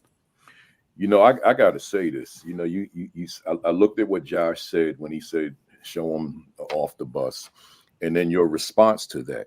And it made me instantaneously, because of the 1.5 million miles I have flying. If I'm on United, because it's a hub here, because Newark is a hub for United, I'm always going to get the best seat on the plane. That's always. Mm-hmm. But if I fly Delta, I'm not. I could be sitting in the back of the plane and the person in front of me is on my knees for an entire flight, right? And I thought, when you said that, I thought about it. I'm still a cool guy. I'm just, they don't have to not like me. They don't know it yet. Yeah, I just need to be in the right seat, and if I was in the right seat, because I'm kind of irritable when you're on a 4-hour flight and the person in front of you doesn't have the decency to not recline, right? And I make sure that they see that I'm tall, because I'll literally stand up before the flight goes off and walk like. So they say, okay, that's a tall guy behind me, but it don't mean nothing, right? So I'm cranky, man. I'm my seatmate. I'm like, can you believe this, right? That type of thing. And if you put me in the right seat, I'll become somebody different. Mm-hmm. Like absolutely. Yeah, I got to steal that one, Doc. That might show up in the next book, right? Just put me down like somewhere in there. Yeah. No doubt. No doubt. We good on that one. Anybody on Principal Overton? Anything? Or we good? Oh, yeah. So I just want to reiterate what all the ladies have been stating. Usually when there is not buying, it's because perhaps the vision was not clear, because I have been both a teacher and administrator, and probably was the person that you were trying to escort off the bus because I was not clear. Why are these decisions being made? I simply did not understand. And I think that when we include our colleagues in the decision making, show them the data for the reasons behind the decisions, then that will, assist with getting them on board. Yeah. Because again, I have been on both sides. Yeah. I got a second one. I'm starting to think we probably gonna have to come back and do a part 2, because man, this thing is 10 pages long, man. So let's see what happens. So this second one says there's fam out there, folks on the other side of the camera, putting in 12 plus, and we've all done it, but putting in 12 plus hour days, right? Because they believe that they have to. Now, I've come to understand that when I can create synergy, when I can tap into other folks, I don't have to put in those kind of hours. But that took years of wisdom and experience for me to understand that. So my ask of you, I want you to give somebody out there guidance who's new, not brand spanking new per se, could new 1 to 5 years, but they're putting in consistently 12 plus hour days. And what's your guidance to them as to how they should be doing this? Well, I'm going to get in trouble, I'm sure, with this response, but I'm used to getting in trouble, good trouble. Think it through, though. I'm going to think it through. As much as you have thought things through. Yeah. Because a lot of people see this, so make sure you want that out there. Listen, I always think it through. I'm typically okay with what comes out of here. I'm going to say this. I am okay with leaders putting in the work and putting in the hours in the beginning. It's kind of like pledging, right? Mm-hmm. We have all done it. So I would never sit and tell a new aspiring administrator or a new administrator, you just pack your bags up and go home. It is a part of the process, right? Because we can all say that we would have done something differently, but the reality is, would we have really done something differently with the level of commitment that we have to children and to the field?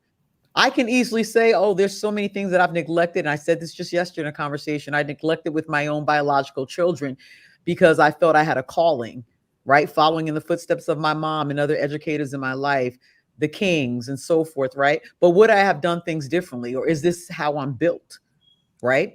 So put that work in. And there will come a point in time where you will be in a position where you will be able to start pulling back, right? So that you are trying to find more of an alignment within your life and also more of a balance within your life. But the reality is, there is nothing that we can do, even if it's not the field of education. If you want to be competitive, and if you want to get to if you want to take that small idea that Principal Kafele is talking about and take it to the next level, you have to put in the work, which means less reality TV, right? More time putting in the work, creating strategic planning with those collaborative people in your buildings, because your stakeholders have to be a part of all that. You have to model for them what putting in the work looks like, so they don't mind. You know what? I don't mind coming on a Saturday and hanging out with you, collaborating. I don't mind staying after work and collaborating. So put in that work it's going to all come out in the wash. So I'm sorry, I can't say don't put in those hours. I will say this, though. We're living in a whole new day and time, and we all are still dealing with the impact of living through a pandemic. Wellness is important. I'm a true believer in the 7 habits, and the 7th habit is sharpening the saw. So you have to make time to do those things that you love, so that you are taking care of yourself mentally and physically. So you got to make the time, but still you got to put in those hours on the front end. Yeah. I want to, before someone else jumps in, let me just stay with you for a second. I think I feel comfortable saying that we probably all did the 12 plus hour. That's why I put plus, because I remember the 14-hour days, right? I remember them vividly, and sometimes they were athletic events, and it was even longer than that at night when I became a high school principal. So here's the thing, Dr. Passion. I want you to, and probably somebody else is going to jump in here on it. Y'all can just reiterate each other. But I want you to talk to them about this. So we're going to put in those hours in the beginning. We're going to learn the position. We're going to learn, just learn the landscape of the work. So therefore we are going to probably put in those long days. Talk to us about the transition though. When I can get to like what does that look like? Because we got green people watching. Trust me on that. We got people who are very inexperienced who tune into this platform because they want these answers. So talk to them about, okay, so how do I start slowly but surely transitioning so that I'm not putting in those hours because of the others on my staff? Mm-hmm. Go ahead, Dr. Passion. Here's the key. Sister Irby and Sister Cooper have also already mentioned this. Building leadership capacity in your building is the key to you being able to pull back. Mm-hmm. If you think that you can do this great work on your own, you are sadly mistaken. I don't care how great you are. Here's the other key. Hire and or recommend for hire individuals who know more than you. Mm-hmm. It is okay to surround yourselves with smart people. Do not be intimidated. Those individuals will make you greater. We have to do away with this mindset of I have to be the end all be all. I want yes people around. Put yourself around people who know. I'm not a tech guru. I'm going to make sure I have a tech guru. I'm a performing arts person. I know curriculum. I know logistics. I know what I know and I know what I don't know, or I know what I know a little bit of. So I'm going to learn a little bit about it, but I'm going to surround myself with kings and queens that know more than I know. You will see that transition starts to happen because you're bringing in the right people to surround you, to have seats at the table, to make decisions. But the shared leadership approach is going to help you get there. And then the key is, as you're building those leaders, you're going to know, you know what? Such and such got this. I don't need to handle this. This person has this. And guess what? You will create, and I'm going to say an institution of higher learning. That's my new thing. I don't care whether it's secondary at the elementary level. I don't care where it's still an institution of higher learning that you are creating, which means that when I step off, and I live by this and I believe this, any institution that I leave, it will be able to run itself when I step foot out of that door. Now, what you do when I leave there from a central office perspective isn't on me. But what I know is if you let those folks in that building lead, they can run this building no matter who you put in this building. Yes. And so I agree with Sora Passion that. And Doc, I'm gonna answer the door. So just keep going. I'm not going anywhere. Okay. So I'm still putting in the work. And so even my children, why'd you stay so late at work? Because there's so much to still learn. And so as things are changing, you're learning new things. And so in the beginning, in my early years in education as a principal, I was like making sure systems were in place. I was making sure all of these things that I wasn't sure I had anybody to help me with were in place. Now I'm still learning more as the curriculum is evolving and changing. I'm learning more about the curriculum. But I agree with you. You have to have people who are smarter than you, right? And so you have to be willing to say, you know what? So-and-so is better at that. Yep. So perfect case, my schedule. I have a teacher who will not let me touch the schedule. So in middle and high school, you guys have like counselors and people, but in elementary schools, we do the schedule. Mm-hmm. So my teacher does the schedule and she's been doing it for years. She knows what we want in the schedule. She'll check in. And so that's her job. Teachers go to her when they need adjustments to their schedule. So they already know they don't have to come to me. They go to her and she feels comfortable in making those adjustments to the schedule. But really, really having people smarter than you. And I'm still putting in the hours, but some of the critical things that need to happen, I have other people who can do it as well. You know, and that's the part that's important. I agree with putting in the hours, but there has to be a balance. You know, I went through a period in all of my years where I got divorced. I was a single mom and my kids needed me. So I had to create a team that could handle different things so that I could be there for my children. I am now newly married. My husband said the other day, he said, "Oh, I'm about to lose you for another 10 months. I was like, no, you know, we're going to create those boundaries, you know, but that team is important. And like you said, I'm not the tech person either. I was calling my AP on the phone. I like, okay, now how am I supposed to do this on the computer? How am I supposed to do that? But you got to take that time because like I said, something could happen and you're not here and the school's going to go on. My job will be posted that within 4 hours. But for my kids, my husband, my family, that's something that they're not going to get over. So you got to have that balance so that, you know, you have time for your family and still do that work. You know, I'll get off the phone here and start reading some of the books and doing some of the work, but I'm going to check in with this person. So yes, it's doing the work, but it doesn't mean I have to be in that building locked in, but I'm going to make the time. And you have a team where it can say, okay, let's look at our calendars. Who's going to the chorus concert? Who's going to this concert? Because you do want to be there. So you do have to put in the work, but you're going to, you know, make that balance, have to have time for yourself. And Sister Irving, just to add something in my book that I just finished, thank God, there's a part where I thank you. There's a piece where I talk about balance. I think that we spend so much time and effort trying to find balance, but I'm learning that balance isn't always the answer, or it's not always possible.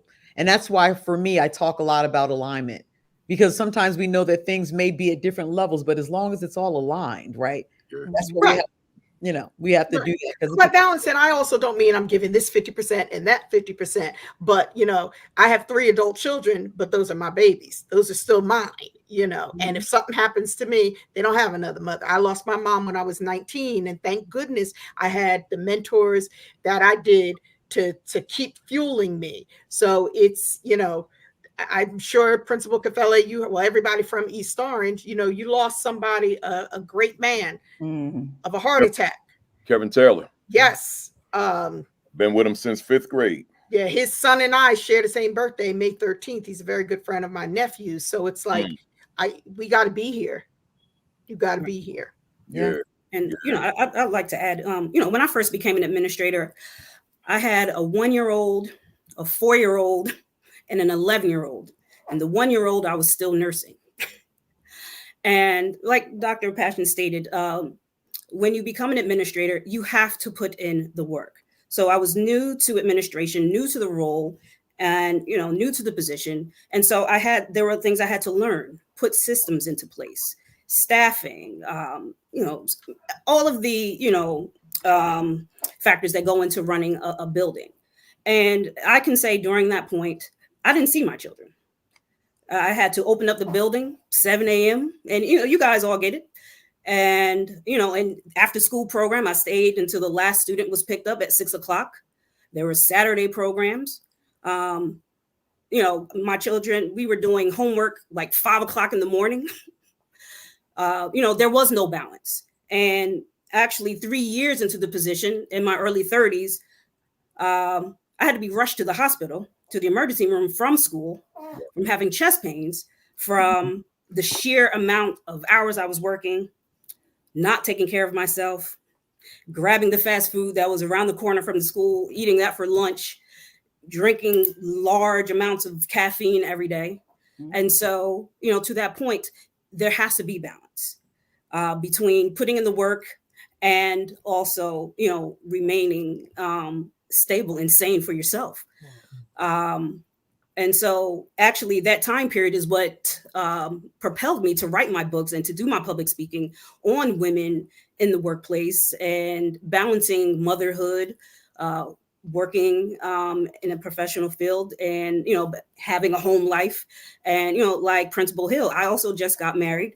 And, you know, between all this time, I was a single parent. So, you know, there was no real way to have true balance until I had to put in an active effort to put it into place. So again, that's building systems and definitely having a vision for my life and what I wanted it to look like. And so, you know, those of you that are putting in 12, 14, 18-hour days, it's not sustainable in the long term. And of course, in the moment, it feels like this is what I need to do. And yes, you may need to do that in the short term, but in the long term, you need to sit down and figure out, okay, why am I still putting in 14-hour days after the systems are already put into place, after I've put all the people where they need to be, after I have aligned all, you know, my leaders where they should be? Why am I still putting in 14-hour days? Am I being effective, or am I just putting in the hours for the sake of doing so? So, you know, I appeal to all, you know, whether men, women, mothers, you know, if you're not a parent, definitely finding that way to find balance. And something you said is, everyone said it, about putting those systems in place and what's protected time. So, I'll tell my secretary, from these hours, this certain period of time, I'm going into classrooms. I don't want to talk to a parent. I'm not talking to the superintendent. I'm not answering an email. I'm in classrooms with teachers and I'm with kids. I'll get to those emails and I let my parents know, listen, you got to give me 48 hours before I respond to an email. And there might be an email that I could pass off to someone else because she's asking me, how do I get the EpiPen to my child? Well, that's the nurse, And like you said, if something's not working, we need to get out that mirror and say, what is it? So that we can begin to fix that. So I want to add two things. So definitely making sure, and I had to learn this early on in my career, is that even if you think your way is the right way and someone has a different way, you have to allow them to do it. And so that's going to take away some of the time that you have to commit, because when you're a new principal, you want to do everything and what's the best. You have these ideas of what's best. You have to allow people to do things as long as it's not crazy. You allow them to go ahead and do what will be okay. The other thing is that I'm in the classroom like Lynn. Like, that's what we know. We're in the classroom and our primary role is increasing learning outcomes for kids. And so the only way you can do that is if you're in the classroom. And so I've had success in both schools that I've been principal at in Plainfield in increasing learning outcomes for kids. No matter what the population is, we've been making gains. And so it's because I'm in the classroom and I'm there late because I'm then going back and checking emails, right? That's why I'm at school later, checking emails, responding, and doing those things. But my 5-hour day, because hours for lunch, I'm in the classrooms, I'm watching with teachers, I'm checking in on the standards, because one of the things that I remember, Dr. Howard, you have to inspect what you expect, right? So if you have these standards and things that you want teachers to do, you have to ensure that those things are happening. And to the extent that teachers are not able to provide them with the correct professional development that's needed to be successful.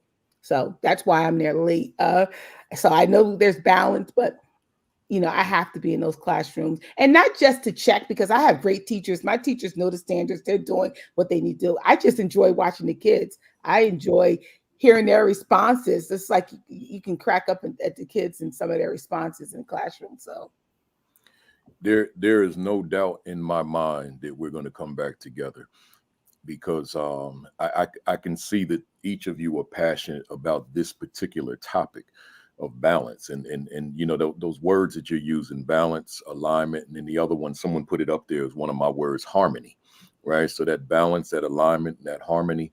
And I think there's so much more that we can say. Somebody said on here, and I don't it's probably scroll way up now, but someone was saying, I need help. This is not easy for people, particularly when you come into leadership new. This is just not easy. It's like Josh had something on here. When I say Josh is one of my guys, he said there's no balance when you decide to interview for an F-rated school, which is what he did, and high discipline. You wanted that chair, so that chair requires a lot of your attention, and yeah, he's out in Texas, in the Dallas area. But I got one more of these open ones. There are fam out there whose teachers are frustrated about all the district changes, all the new district initiatives, and it's impacting morale and the mounds of paperwork that accompany their present work. So here we are, the leaders, and we're the ones who are the middle people passing it on down to them.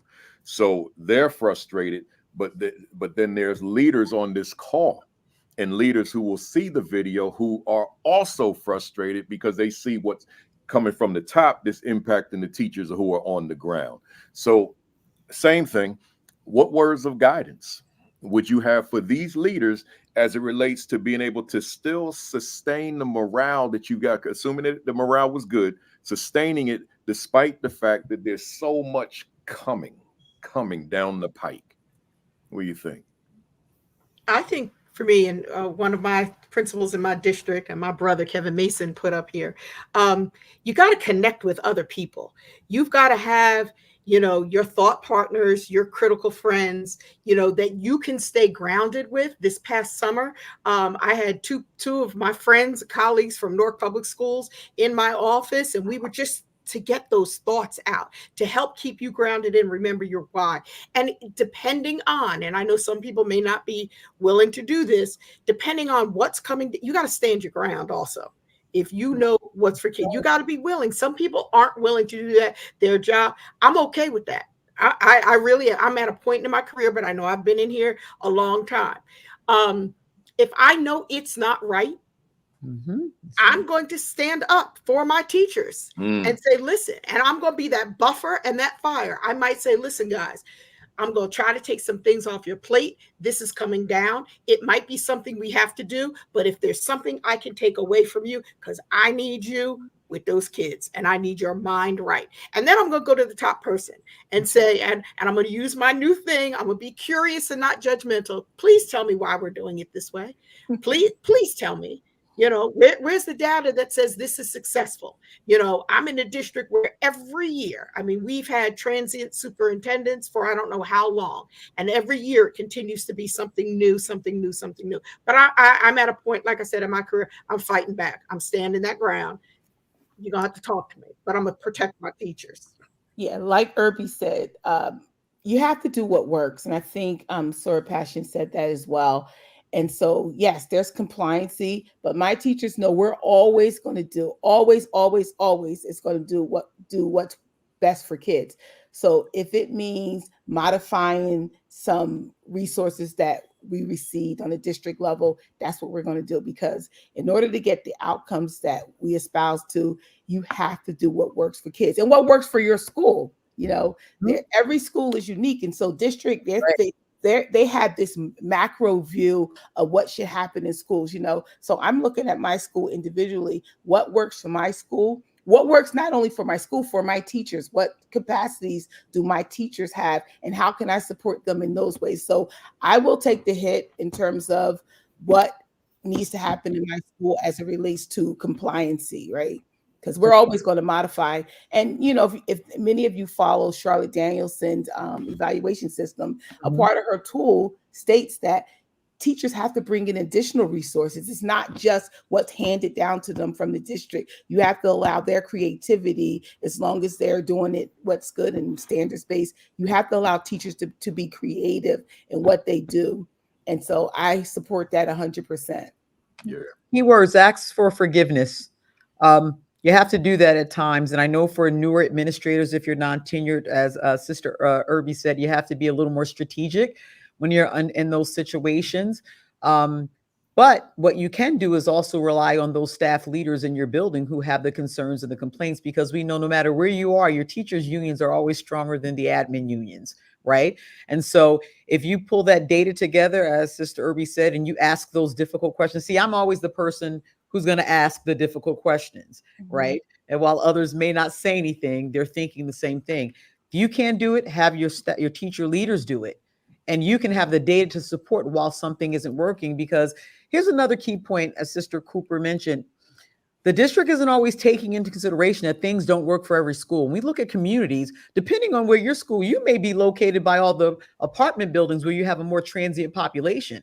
You may have more single parent homes, more families dealing with substance abuse, right? So what works for my children may not work for the children where we have children coming from two-family huge homes on the presidential side of a community, right? So we have to have those kinds of conversations. And I'm going to go out and say this as well. At the central office level, they have to start considering looking at bottom-up leadership. When we're not talking to the people who are at the bottom about what they need, and we're just making random decisions, we will never meet the needs of student leaders unless you have rebels like us who will say, I'm going to ask for forgiveness later. Yeah. The individuals who are fearful of doing that are never going to make those tough decisions. And so you're kind of tying their hands. And so we have to also kind of consider that as well. There's this young lady, Natasha Lamar Galjean, I think it may be. I'm a new assistant principal this school year. Is there a group for Black school administrators out there in northern New Jersey? Now Donovan Small, does he still work with you? Yes. All right, so he's become the president of the National Alliance of Black School Educators New Jersey chapter. Well, not the president, but he's on there. But they just started it. But it's brand new, because I wrote on his I wrote on his thread. I didn't even know it existed. Mhm. Yeah, it recently started because last year at the NAPSI conference, a lot of us from New Jersey got together and said we needed something. Yeah, because I had been saying it myself. All right, tell you what. So Natasha, inbox me so that I can put you in touch with folks, and then we go from there, right? And if you all have any input, then tell me, and then I'll forward it to her as well, right? So inbox me, Natasha, at Principal Kafele on Facebook. If you're not on Facebook, go to Twitter or I ain't hard to find. Principal, I don't like putting my email on this platform. Go to the website, principalkafele.com, and you'll see my email address there, principalkafele.com, and just click the email, hit me up, and then I'll get back to you. All right. And attend NAPSI conferences. Yeah. That's where Principal Kafele has. Oh my gosh, everyone's connected with him through NAPSI. Yeah, I'll be there. I'll be there in Atlanta, November 21st. Yeah. Yeah, here's Donovan right here. Yeah, brand new. I ain't know nothing about it, because I was like, when's Jersey gonna come back on board? Because when Arnaldo Webster let it go before he passed, then it was defunct in the Greater North chapter. And so I'm glad that there's something happening here. I want to be a part of that too. But that's for another time. Let's go. Let's go to y'all still good on time? Oh yeah. I got about 10 more minutes, Principal Kafele, before I get in trouble. All right. So let me go to these talking points, and I'm gonna go to yours first. Dr. See, it says Hasan. So Dr. Passion, you said building leadership capacity within school districts must be a top priority for all stakeholders. Tell us what you're telling us here. Okay. Well, for the sake of not being too repetitive, because I know we talked a little bit about this before, I am a true believer, I would have to say, since my early 20s, becoming an administrator in leadership capacity for all. I do not believe that it's for a select few. It is not just for the few teachers that come to me and say, I want to be a principal. It is for every single person in that building. And if that means helping my custodian go back to school in order to get an associate's degree or a bachelor's degree, that is something that I am there for. And the why is that is going to help them to grow and prosper even more so within the organization, whether that's in my building or whether that's for the organization at large. And so I am a true believer that we have to do that. As Sister Irby said, listen, if we don't understand the importance of a custodian, something is wrong. Because if I don't come to work, we still need that building opened up. That's right. Yeah. As I said to my staff leaders during opening day, this building has to run by any means necessary. And that means making certain that everybody knows what their roles are. And it also means understanding that those roles must be flexible. Dr. King, if you're from East Orange, you know Dr. Kenneth King, right? And one thing there's two things that Dr. King would always say to us. You have a job description, and then you have the small print. And that small print basically means that anything else that we need you to do, right? And the other thing that he used to always say when a person would sit in front of him and say, I've tried my best, is what? Principal Kafele? Well, sometimes your best just isn't good enough, right? So those are two things that I continue to kind of carry throughout my career. And I understand that in order to get people to be their best, I have to provide them with the resources and the support that they need. And even when they don't come to me, I go to them. Something I do every single year that I know folks think is crazy. I do an initial meeting with every single individual in my building, initial staff meeting. So my whole next week will be meeting with every person. Why do I have that meeting? I need to know who they are. I need to know what their talents are, because we can utilize those talents to make our building better. I need to know what their goals are. I need to help them to modify their goals if need be. Whatever it is that we do, we work together, and then we sign a contract. And this contract, these are the things that we are both agreeing and signing to do. And that helps to carry us throughout the school year. It holds me accountable. It holds them accountable. So that's what I mean when I talk about building leadership capacity, not for a few, but for everyone in that building to reach their fullest potential and to take that small idea that they have and turn it into a reality for them. Strong stuff. I know you got to go soon, so I'm not even going to ask you a follow-up question. Come on. Keep them going. No, go ahead. No, I'm gonna keep it going. Keep it going. But Let me go to Dr. Cooper. You said I'm passionate about the impact that principals have on student learning. That's each of these talking points, as I went through them this week, I said these are whole sessions, and this is the one, because of that book I just wrote. This is probably the one that really resonated with me. What are you saying to us, Dr. Cooper? So as everyone know, teachers are the number one impact for student achievement. The second impact is the principal. And so ensuring that, we are doing everything that we need to do to have successful schools. So one of the things, I too went abroad and did some training of principals in Lyon, France. And so with my professor, we were looking at Lyon, France was trying to look at the impact that principals have on schools in the United States. And so we met with the leaders in Lyon, France, and we looked at their schools. And they don't have leaders like us, right? Their principals are not in the schools. The teachers are the leaders of the classroom and leaders and keepers of the curriculum, and ensuring that the curriculum is implemented. And so I want to make sure that my teachers understand that they are the keepers, right? They are the people who drive instruction. They are the people who are making a difference in the lives of kids. I'm the second person, but my job, the impact that I want to have is making sure that not only I know that the principals who I mentor know that their role is second to the teacher, and that they should be ensuring that the teachers are making an impact on kids. And making an impact means I know what the standards are, right? And so we're moving away from just giving tests, spelling tests, write your sentence 10 times each, and all of those things. We're using standards-based instruction, right?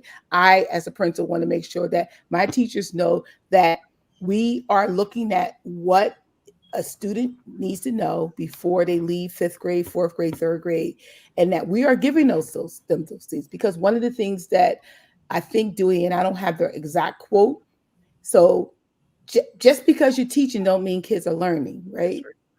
And so my job is to make sure that they are learning. They are having those experiences that's going to propel them to be able to go on to the next phase, whether it's high school, middle school, college, and beyond. We have to make sure that we are educating kids. As Lynn Irby, I didn't major with Sora, Lynn. They don't get a do-over. They can't repeat fourth grade. So even if I know that I can't hire a teacher in September, I still have to make sure those kids get what they're supposed to get. I can't say, well, I didn't have a teacher. Sometimes that's the cause of maybe they don't get the outcomes you want, but I still have to make sure I'm figuring out what's going to happen.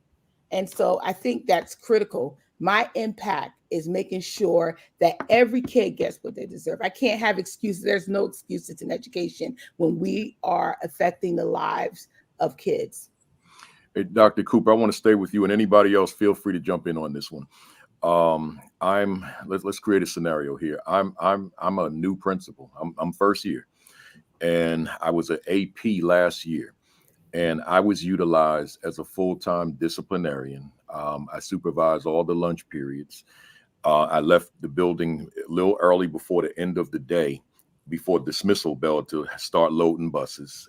I got in a few minutes late in the morning because I'm still unloading buses. So this instruction thing, I'm on the AP and New Principals Academy watching this morning, and I see these dynamite Jersey principals on the call, and Principal Cooper is talking about instruction. I don't have time, Principal Cooper. I want to. My heart is in the right place, but I'm inundated. I'm overwhelmed with these other ancillary, tertiary responsibilities.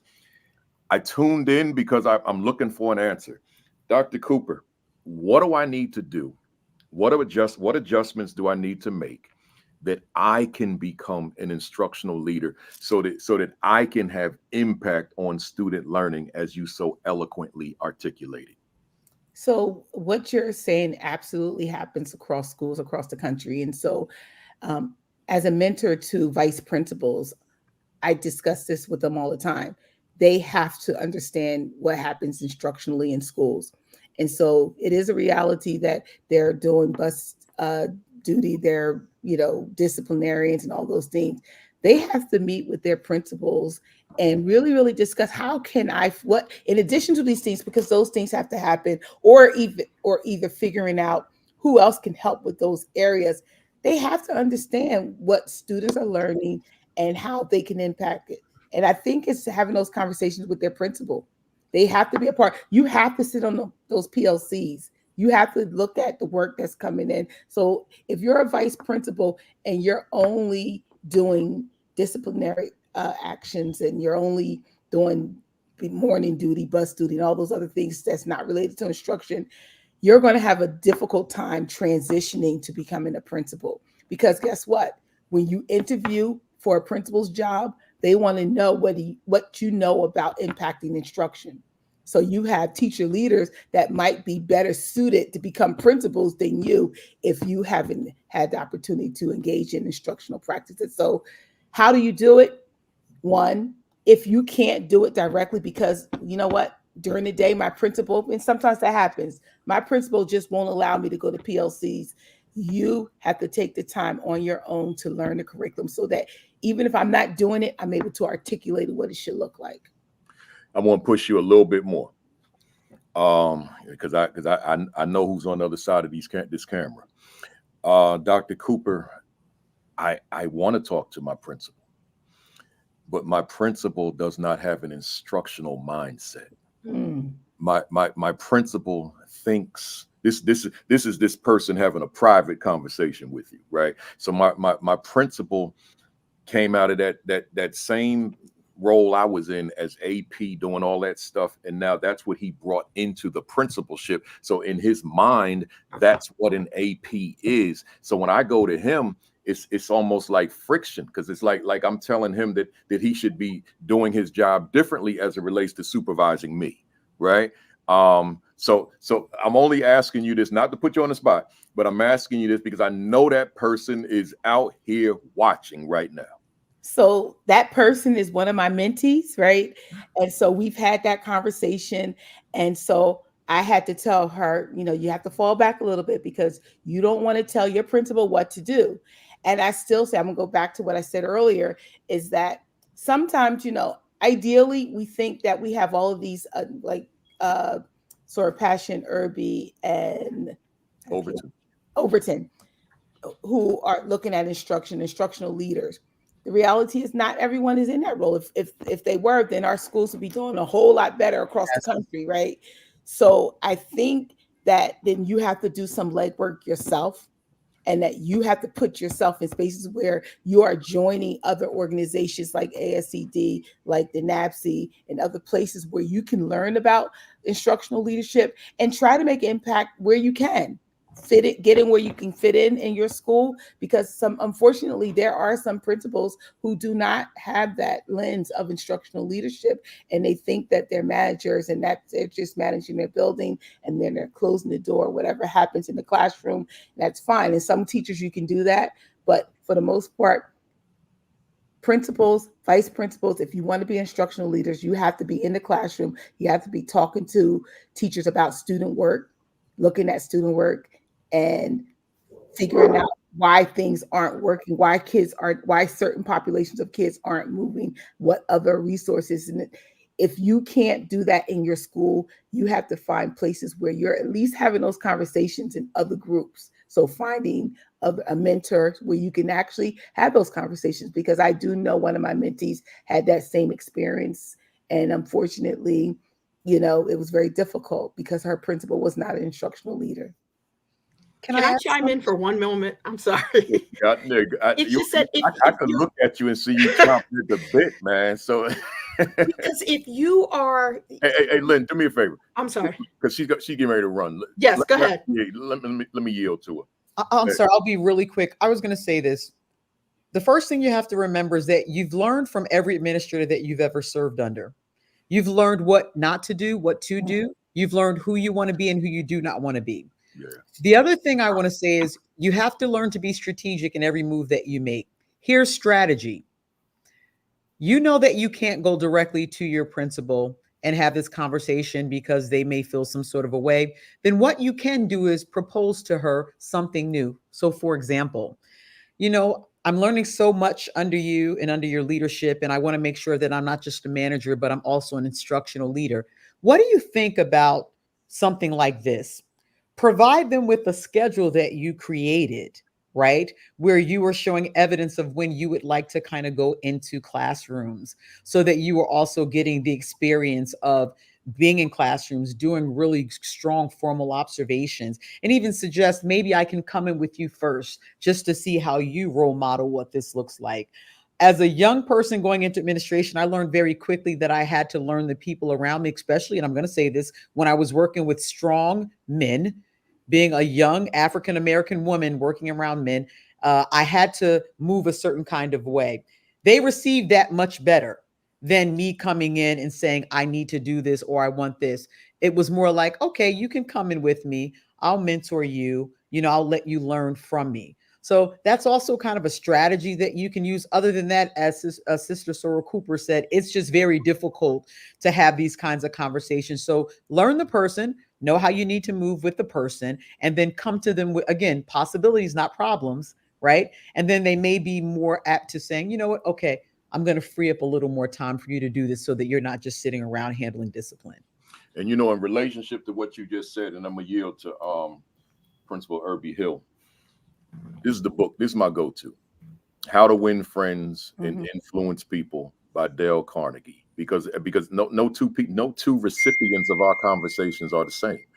So that a book like this is very helpful in just bringing people around to your way of thinking, right? Being that influence that gets people to see things the way you may want them to see them, right? Written in 1936 and one of the biggest selling books ever written in America. So that's a book that I recommend to the fam out there, How to Win. And y'all, the regular fam, you've seen me put this on the screen a zillion times, right? So, because it's my go-to. I know you got to run. So you let us, you get ready to go? I have they're in breakout sessions. So they said I have a few more minutes. Okay. So Principal Irby Hill, floor is yours. I was just going to say, you need to also be creative. See, I would use that time when I'm outside on the bus and I'm talking to kids. What did you learn yesterday? What did you learn today? Oh my goodness, I'd love to go back to see. I'd love to go in to see that. And that's my way in. You know what, Principal? I promised these kids that I'm going to come see their science experiment. So I have to keep my promise to kids. But it's also when you talk about discipline. Discipline is the outcome. We need to figure out what the problem is. I need to see if you told me that Johnny has been doing this and I have him in my office because I'm about to do this because the teacher wanted to kick him out. I need to go with Johnny back into his classroom. I'm going to walk him back into that classroom. I'm going to see what's going on. What is the dynamic? Why is he having so much difficulty in the classroom? And that's my way to get to the instruction. Is that teacher meeting his needs? Why is he? There's a reason why he's acting out. Mm. And we need to get to that. It could be from the basics. Is he hungry? Did he eat? Well, I need to go get him breakfast and I need to sit with him. But use whatever time you have. I'm in the cafeteria, not because of discipline, not because an admin even has to be there. We're there because it actually started in COVID. We have teachers who are monitoring the cafeteria. But that's my team. That's our time to get to know kids. So I'm walking the cafeteria and I'm sitting with children and I'm talking to them and I'm asking them, okay, well, if I don't like this teacher, why? What's happening? And that would be my in to get into that classroom, along with everything else that everyone else has said. Good stuff. Good stuff. All right. Tell you what, I know you got to run. Let me ask y'all the question. It's 1:05. Y'all got any more gas in the tank, or you want to schedule a part two? I would love a part two. I mean, I Coop. I'm going. You Coop. Dr. Cooper. You got a little more gas in the tank? Go to take it to about 1:30. I'm good. Just because you don't see the numbers I see. I see the collect. We got like 600 people on here watching right now, and that's the real time views. In terms of the people that have been in and out, it's in the thousands, right? So it's people still on here. So if y'all good, then I'm good. I ain't got nothing to do today. So I'm on vacation until next Monday, right? So, Must be nice. Hey, I don't know if you saw my summer schedule. Oh yeah. 5 cities a week. I'm surprised I still know my name, right? Oh my God. So I needed it. All right. So Dr. Passion, you leave whenever you gotta leave. So we here. Let me go. I want to go down to Principal Overton. So hang on a second. Let me go back to that screen, and here we are. 1, 2, 3. Here we are. Now I wrote Tiffany, so forgive me. I wrote these on like Wednesday, right? So Sorry. you said, I strongly believe that the presence of minority female administrators in schools is pivotal. Oh, before I finish reading it, you gave me more characters than StreamYard will allow, so I had to put it on my page here. So just give me a second. Give me a second. I got to get my page up. All right, here we go. I strongly believe that the presence of minority female administrators in schools is pivotal in empowering students of color, providing role models who exemplify resilience, and where I leave off, leadership and academic achievement. That's a lot there. That's a whole session right there. What are you saying to us? Okay, so as I sat and wrote out this statement, it brought me back to an experience I had when I worked for myself previously. And I was working with a cohort of Chinese students that were coming from China and immigrating to America. And I was hired to create academic programs to acclimate them to the American school system. And one part of the curriculum that I used to have to design was not only, the reading, writing, math, and standardized testing. One component that stood out to me was that every part of the program was their cultural history. So that it was reading, writing, math, Chinese writing, Chinese reading, Chinese history, holidays. And I saw how it was just an integral part of their educational program. And so, of course, in American school systems, we have African American history. You might have it sophomore year, junior year, but it's not embedded as a part of the curriculum. And with this program, from pre-K through 12th grade, that was a key component of their academic program. And so with regards to that statement, I realized the amount of pride that those students had in their heritage and in their culture, because it was something that they studied every day. It was embedded in their history and their study of math and reading and writing. And I just felt that, this is what our students need, particularly our minority students. They need to hear and see and read about examples of leadership and resilience and overcoming obstacles, so that it also becomes ingrained in them. And so, so that was the key factor for me outlining this particular statement. Yeah, and looking at the 4 of you as Black women, in the classroom alone, as teachers, Black women comprise between 6 and 7% of the total teaching staff across America. And then when you look at leadership, it's significantly less. And a lot of times, like folks that are local here and they know that I run around speaking, they're under the impression that I'm speaking to a lot of Black people throughout the course of my career. And I tell them, nah, those days when I'm in a room that's predominantly Black, those are rare days. They happen, but they're rare. They're few and far between. I'm in class. I'm in auditoriums and libraries and gymnasiums, etc., where I'm the only Black person in the building, right? And that's my norm. But yet, the children of those said teachers, there could be a sizable Black and brown population. Right. So now I'm talking to folks who they're looking for ideas, they're looking for solutions. But the reality is I'm there for a 1-day seminar and then I'm gone. And you've still got to connect with these children that in many cases, and this is not me speculating, this is what I know, in many cases, they don't know these children. right? They don't know what it is to walk in their shoes. So that representation you talk about, I strongly believe that the presence of minority female administrators in schools is pivotal. It really is. It really is. You know, just and I'm gonna turn this back over to y'all because it ain't about me today. But just your presence in the building. You know, sometimes it's not just your leadership, it's your presence. It's just the fact that I see you. Wow, there's someone that looks like me who's in authority, who's in leadership. Just your presence alone speaks volumes. And I'll dare say, and I'm gonna stop at this point, that there are some of us, and I don't mean Black women, I mean just people that are in positions of authority that don't realize the messaging that their presence is conveying, good or bad, right? Yes. We don't always realize that. Yes. So it's like, I'm as a teacher, as a principal, and certainly as a presenter, I'm always cognizant of that. Mm. That matters, right? So with that said, anybody else want to jump in on Principal Overton? I'm speaking it to existence. Even though I think you, when you were at that school that I spoke at the graduation, it was alternative school. Was that your school? Yes, that was a private school. No, I was vice principal there. Okay.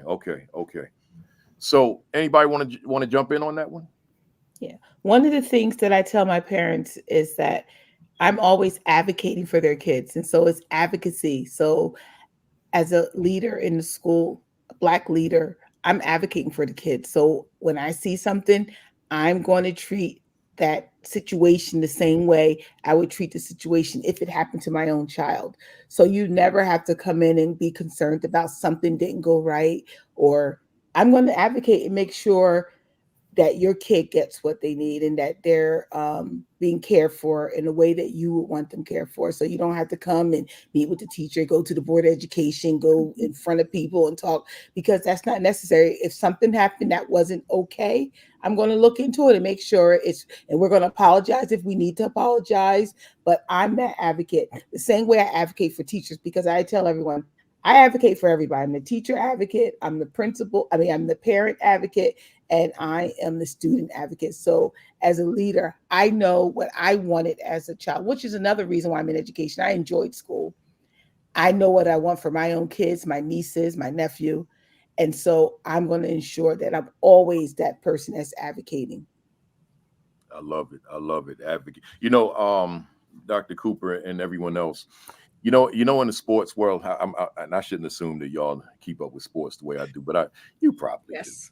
Right. So in the sports world, particularly in the basketball world, there's this thing called Mount Rushmore, right? That's your top 4 favorite, your top 4 basketball players of all time. And those are just great arguments, debates, discussions. People on the outside like, why do you waste your time with this? It's just fun, right? Mhm. So I have my Mount Rushmore of words, not jargon, but words in education. It could be jargon, but it doesn't have to be. But it fluctuates the same way as my Mount Rushmore does, right? So that word advocate, that tends to be a staple in my top 4, right? That we must be advocates, meaning fighters for our children. Mm-hmm. I lost a contract with that language with some school district upstate New York, which I won't name, but they told me they had 8 Black students, right? And that's all they had. They said, we just want you to know we only got 8 Black students. But they told me that in the middle of the presentation. So I said, okay, and this was all administrators only, superintendent, his cabinet, and the principals and the APs. I said to them, fine, I'm going to spend the next 6 hours fighting for those 8. That's right. Right. Man, this was a long-term contract. They called me when I was on the highway heading to the airport and said, we gonna move in another direction. So I said, do you? Right. But I know that I know that I did right. I could look in my mirror at the end of the day or today even and say that I fought for them 8. Mm-hmm. I will never meet them to my knowledge. Who knows, who you'll meet in your travels, but I didn't know them in real time. But I said, I'm going to fight for them. And it's so important that we never lose sight of that in these leadership capacities. Hey, newbie out there. Hey, AP out there. We can never lose sight of the fact that we've got to be advocates. We've got to be fighters for the children that we serve. One might say fighters for the teachers that you lead. Yeah. But that word advocate, that's one of my words, man. That's right up there with the word attitude, because that's another one of my words. But advocate. Any other thoughts on that? We good? Let's go. Let's go. Maximize this time. Let's maximize. We going to Irby Hill. Yeah, Lynn, as I'm pulling yours up, I promise you, I never told you this before. There was an assistant principal in Alabama by the name of Lynn Irby. Wow. And she invited me to speak. And for a good while, I thought I was talking to you. Wow. Yeah, for a good while. That's why. And then I realized it wasn't even the same state, right? Because I knew of you before I met you. Right? Because your reputation precedes you. Everybody knows you. Everybody in Essex County knows Lynn Irby, which is now Lynn Irby Hill. Right? So you know, and like when people realize, it was funny when people realized before you were coming on, man. So it's like so much excitement. Like when I post on a Saturday morning, I'm up early on fire. That's my regular language and ready for week number, whatever it is. I mean, on a good day, I get like 10 or 12 likes. That's just what it is, because people know this is what I do every Saturday, so they're not going to like my thing. But today, man, so it had nothing to do with me. It was all to do with y'all, man. So, you know, people were excited the fact you were here. So let me go to your number 3. It said disrupting. Sorry, I got Lynn. Okay. The disproportionality that exists for Black and brown students. Course failures, special education, discipline, etc. What are you telling us? This is actually going to be the topic of my dissertation. I'm trying to narrow it down into what exact area. But my school, and I won't get in trouble for this, there was a period of time where I said I'm confused as to what's going on here. And we looked at the data. And as I said, my Black and brown children were 22% of the school population, but over 50% of the course failures. And I'm like, what is going on here? We have to dig in deep and figure it out. It's not okay. That really is not okay in any district, but in particularly my school, which, you know, is they say diversity, and I say diversity is sometimes a tagline because we're not attending to these children. And I am not on my watch. My Black and brown children are not going to fail. And we were failing them in our district. And so it's important for me. Everything I do is purposeful and intentional. You know, I had a teacher that said she had been there only a year. And then I hired another teacher and she said, oh, I don't know if you're going to like this place. Everything, especially in February, is black, black, black, black, black, black, black. And the other teacher came back to me and I said, okay, it's not just February. We're going to be black, black, black all the time. But we're going to show it's everywhere. You know, you came to our district one time and you did a presentation and you took up a picture and you talked about, you know, Black history and this, that, and the other. And I'll never forget this. And you said, it's like taking a school picture. And I know I was in the room. But then years later, you turn the page and there's a hole. Yeah. And he's like, I know I had been there. And I'm like, wait, these kids, you know, something's going on here. We can infuse what the contributions of Black people in every context. I have my nurse who is fabulous. Before it was even popular, he went out and he ordered those multicultural Band-Aids. Mm-hmm. And you would be surprised, something that small. My kids walked in there, had a cut, and he was like, what do you want? Their faces lit up. Like, wow, I don't have to put a pink Band-Aid on me. It sounds silly, but to them, it made them feel like I can, you know, stand up just a little bit taller. And so I'm committed to that work. I'm committed to going into classrooms. I'm committed to looking at the text, the books that are on the shelf. How can we just pause for even a second and make sure that the kids, and that's not just for the Black students, that's for everyone. They need to know what we've done in this country, in this world. And so that I'm committed to that. Dr. Donovan Smalls, he's one of my assistant principals. He was a teacher in my school. And I was like, come on, we can do this. And he then went on, he got his doctorate. And I was like, when I have a spot, please come back. And sure enough, when a spot opened up, I picked up that phone because I knew I needed him. You talk about putting the right people on the bus. I needed him back here. He runs a male empowerment group. I have a dance club, and we do so much with those things. And we're not getting paid for it. So yes, we talk about time. It's after school, but you would see, to see the amount of kids that just want that space. So the person that typed in saying, I need an affinity space just where I can sit and share ideas. Our kids need that as well. So I'm committed to giving our children exactly what they need to be successful. And I'm unrelentless about it. I love it. Anybody want to chime in? We good? Are we Ditto. good on time? Then we good. Let's go. I'm back to Dr. Cooper. Rigorous standards-based instruction. This now I might say to the fam out there, this might be an ouch. Buckle up. Go ahead. So I mentioned a little bit earlier about spelling tests ain't it. And I'm going to say it like that. Spelling tests ain't it. Mm-hmm. Ain't it. It ain't it. Writing words 3 times each ain't it. Reading a book and then answering the questions ain't it. And so I think the hallmark of my work is centered around this very statement: rigorous standards-based instruction, because it's not fair to put kids in front of a rigorous test and you haven't prepared them for it. And I don't mean teaching to the test. It's a difference between taking a test and then saying, okay, you're going to get this story, you're going to answer this way. We are functioning in standards-based instruction. We have clear standards of what students should know and be able to do. Now, some of it doesn't make sense, especially around the math, right? I just want to know that kids can add, subtract, multiply, divide, and be able to use math to live their lives and do whatever they need to take. Some of the math things, it's questionable how they're questioned around math.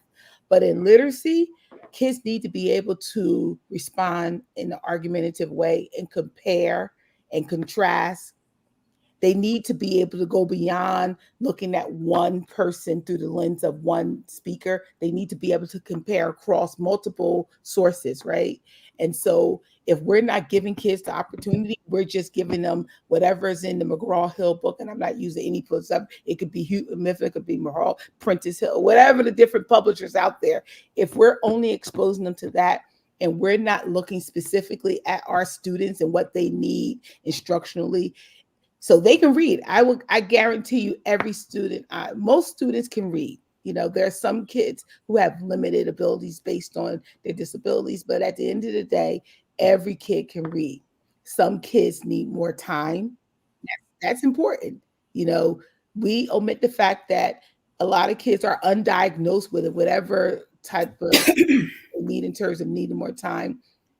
But at the end of the day, we have to expose all kids, no matter what level they're at, whether they're on advanced reading levels, middle reading levels, low reading levels. Kids have to be exposed to standards-based instruction. And when we don't do that, we do our students a disservice. And so early on, when my teachers come in, I'm looking at them. One of the things that I'm asking is, the kinds of questions they're asking. Are they asking deep questions when they're in classroom instruction? Are they getting kids to respond? Or are you doing all the talking, right?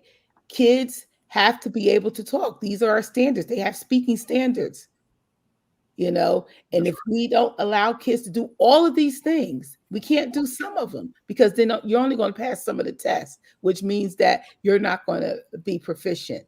And so I keep emphasizing the test because there is accountability for schools. At the end of the day, we have to take an assessment. While I don't necessarily agree with it, I disagree more with the fact that we don't provide kids with the type of instruction they need. We need to know that our assessments have to align to the standards, right? We have to know that there are a set of standards. And so if we're asking this type of question and we know that this is the type of question that's going to be on the test, then our kids are going to fail, because smart kids can fail a test. I love it. I love it. Instead of me asking folks to chime in, let me just exhaust your talking points, because we're almost done. So I appreciate that, Dr. Cooper. That's strong stuff. It's so much to be said, but I'm gonna keep it moving. Dr. Passion, here we are. Let me get you up here. You said it's imperative that we redefine the importance of climate and culture within our educational institution. That's a whole topic. Let's hear what you got to say. All right, I'll be as brief as I can be. The reality is that we will not be able to progress students if we do not address climate and culture. It is paramount that this becomes the focus of what we do within our educational institutions. I think we said it earlier, if kids are hungry, if they don't have somewhere to live, if they're being neglected, physically abused, they will not learn to the capacity that they can. And so we have to make certain that we start to look at this as a top priority in districts and states, right? From a federal perspective, we have to look at this, and we're talking about test scores. While we are very, very grateful that we've moved to this model of growth versus here's the score that we want to see or the percentage that we want to see, we still know that we have to do better as a nation when it comes to looking at climate and culture, assessing how is the school doing in this area. If we're going to judge them on assessment scores, are we going to judge them on what's happening with climate and culture? Are we going to take into consideration those factors and variables that impact students growing up in inner city communities, right? Because all of that plays a role in how well students are going to do academically. All that plays a role in teaching and learning. And so we really have to start to redefine what climate and culture is and how relevant it is to our educational institutions. Let's just stop talking about it, that's the new buzz, one of the new buzzwords, right? Social emotional this, social emotional that. How much stake are we really putting into social emotional learning? And when I say that, I'm not just talking about our student leaders. Are we taking care of our staff leaders as well? As much as I want to move to the next one, I got to ask you a question. We're in a school, and the principal, let's just make you the principal. The principal is talking to us about the significance of school culture. But now let's not make you the principal. Let's make this abstract. This is just generic principal. So the principal's talking about the significance of culture and climate. Let me just focus on one word though, culture. But the word itself has so many connotations to it. So what happens in a school? We're not even talking about your school. We're just talking generically. What happens in a school when we're talking culture, but we haven't put a definition on this word culture, and thereby we're interpreting culture based on what we as individuals know of it versus that standard definition of what we're talking about. What are your thoughts there? Well, what happens in a school where there's a disconnect between what culture is happening as a result of there not being a collaborative process where all stakeholders are involved in creating the mission and the vision of the school. So when you're working in isolation on what your vision is or what your mission is, then right there, you're not going to have the culture that you need to have in the school. We know we're not talking about what ethnicity you are, right? We're talking about what are we doing together to formulate all of the expectations that are being honed within this building. And so even though we're not talking about my school in particular, I'll tell you right now, if you walk into my building and you ask people what is the mission statement, I don't care if it's a kindergartner, they're going to tell you what the mission statement. We lead ourselves and others by living the 7 habits and valuing ourselves as enthusiastic learners and scholars who are college and career ready. They know it. If you ask my custodian knows it. If you ask them what is the vision, they're going to tell you what our vision is to. They're going to tell you all this stuff, right? They know what their vision is. They know what their mission is. They even know what their classroom-based mission and vision is. They know what their grade level vision and mission is. And so before we talk about culture, again, you can't build a culture if you don't know the basic fundamentals on what the expectations are for school level, and thereby connecting all of that to what the district's expectations are. Because if there's a disconnect between what you're doing at the school level and at the district level, as far as the vision and mission, that's going to be an issue as well. Right. So you have to make sure there's some level of alignment across the board with all of that. I would be remiss if I just went right to the next person on my sheet. So therefore, and I'm not going to ask you I'm just going to reiterate for the fam out there, because that's what we do this for. As you just said, this is just me reiterating. I'm not adding a thing to it. The mission has got to be defined, right? We can't be in, if the mission is not defined, we're in a missionless school. That's right. And as I define mission, I said the mission is who we are and what we're about.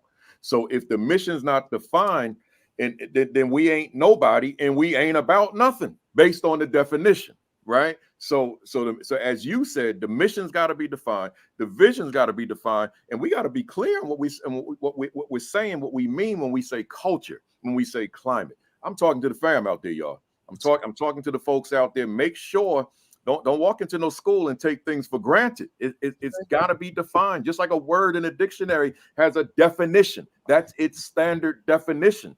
But if there was a blank space next to the word, then it's meaningless. But more so, there's no such thing as a word without a definition. A word is a word because it has meaning. So if there's a blank space next to it, then it's just a group of letters.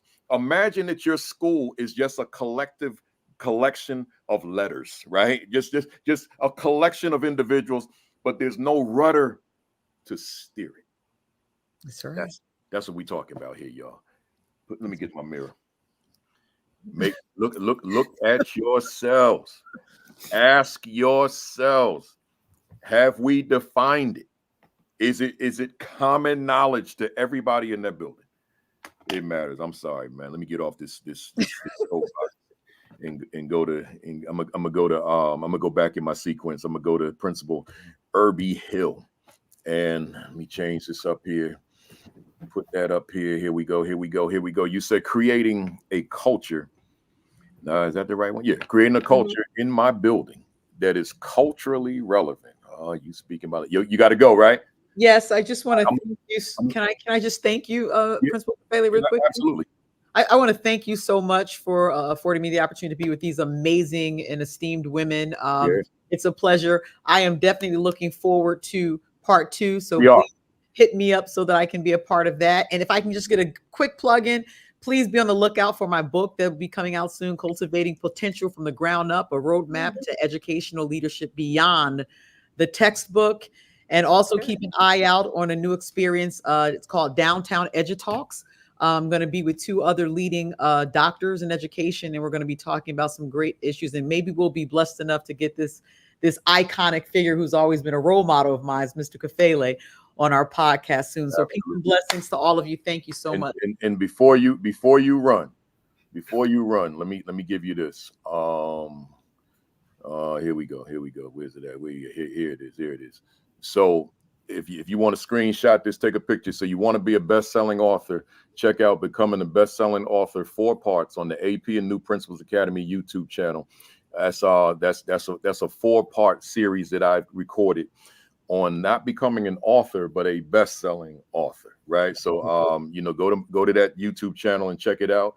And then and that's for everybody else out there as well. And then if you want more, then go to So You Want to Be a Professional Speaker and Consultant. And all this, I could be making millions of dollars with this, right? And I chose not to. My guy said, "No, give it out there for free," and I got you. So I gave it out for free, and he been getting me, right? So yeah, so just check those 2 out, and then we'll talk later. Thank you so much. Take care, everyone. Thank you so much. All right. And for the rest of us, we almost done, y'all. I know y'all know. I know y'all want to watch college football, right? So we almost done. Where we at? Did we even start that one? No, we didn't. So we're talking about let me get it back. We were talking about cultural relevance. Yes. Where's it at? Where we at? Here we go. I'm here. Creating a culture in my building that is culturally relevant, where Black and brown students in particular are no longer invisible in the eyes of their teachers. What are you telling us? So that's a heavy one. And I take care of, I just want to say this, every child in my building. But again, this focus was because of the state that was going on in my district. We had a lawsuit against our district. We are court mandated to do certain things. Dr. Eddie Fergus came in to do an equity audit. And if you read that, you'll cry. There are children who are sitting in classrooms who don't feel like they belong. And so I'm going to use the word belonging. I need every child in my building to feel that they matter in that school, in every nook and cranny. And so it took a lot of training. In our PLC, we started 2 years ago with my teachers on culturally relevant. First, what is it? How do you use that in the classroom? How do you use the strengths of children? I got tired. We had a situation where a kid kept tapping a pen on a desk and the teacher wanted to throw them out. And I was like, use what he's doing. Some of us, Black folk, we hear a beat, a sound, and all of a sudden we hear rhythms and we might start bobbing. Use what they have. I can write you want to know, like Dr. Cooper was saying, we read a book instead of just answering questions. Well, sometimes instead of a full, their standard 5-paragraph essay, let that child write a poem. Ask them to write a rap. You will find out what they know. Yeah. And use their strengths. And that's really what I want to do, is to make sure that teachers are seeing. I don't want to hear that I don't see color. I don't see this. I heard that when I first got into the school. Then you don't see me. Yeah. Then you don't see me. But there's so much beauty and strength that kids, all children, bring to the table. And if you tap into that, you will see how much they can flourish. And that's in a nutshell. That's really what we're trying to do, at my school. Yeah. No, that matters. I'm trying to reach Hasan to tell her to come back on to give her contact information. I'm good.